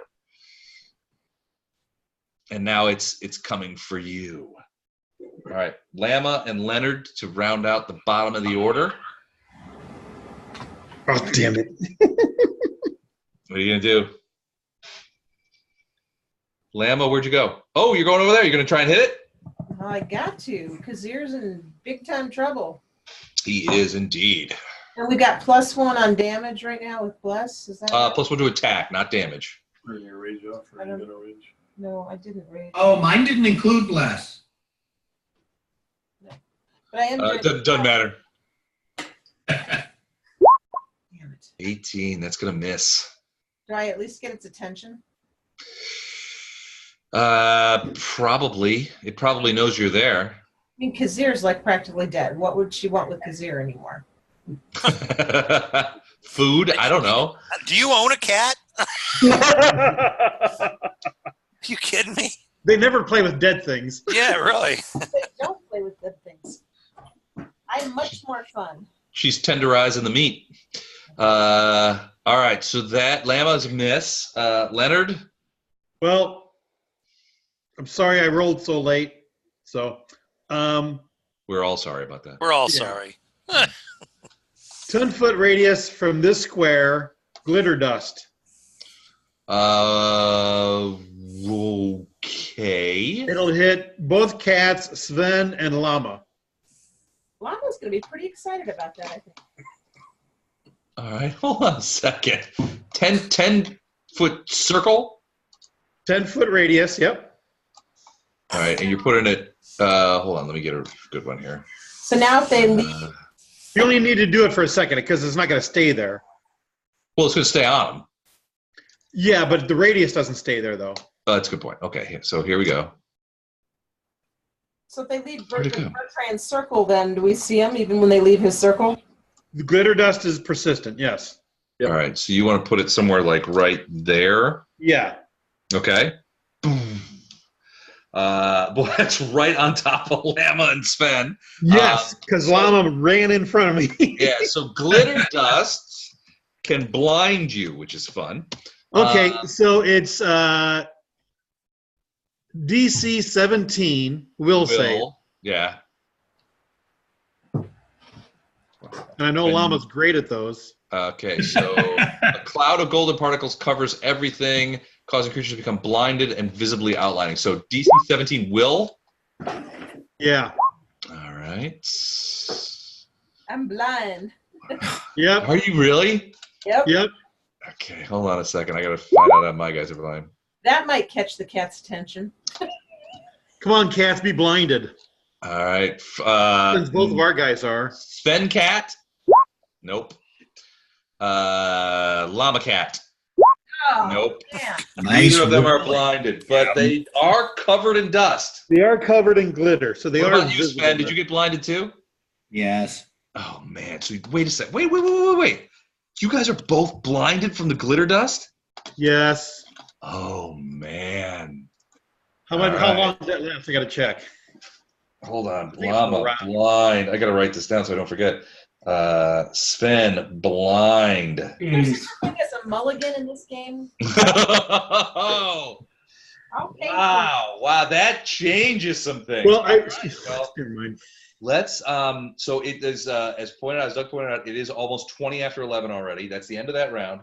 The next B team game I believe is in 3 weeks from tonight, but I will get a definitive date out there, and when we return to B team, we will start right here and see how you guys are going to get out of this. Kazir, I got to be honest with you, I'm worried about you, buddy. But Snapper's first up, isn't he? First up is Snapper, then Nolan, then Kazir, then Phineas, then the Cats. Well, I know that I'm going to burst, so. Okay. Les, Yep. couple of things. I used my extended rod for that burst, so it's going to last 13 rounds. You're talking about the glitter dust? The glitter dust and Okay. the blinding. Okay. They do get a new save every round for the blinding. Oh, good. Do they? Okay. All right. For each round, they can try They to can save. wipe it out kind of thing. Gotcha. Okay. All right. And once you save, you don't have to roll anymore. But Right. Yeah. It's because it's particles. You just get them out of your eyes and that kind of thing. right. Got it. Okay. All right. That is where we will start next time. Next time we play B team. All right. All right, Good night, guys. All right. All right. Good night, you guys. Thanks. All right, everybody. See ya.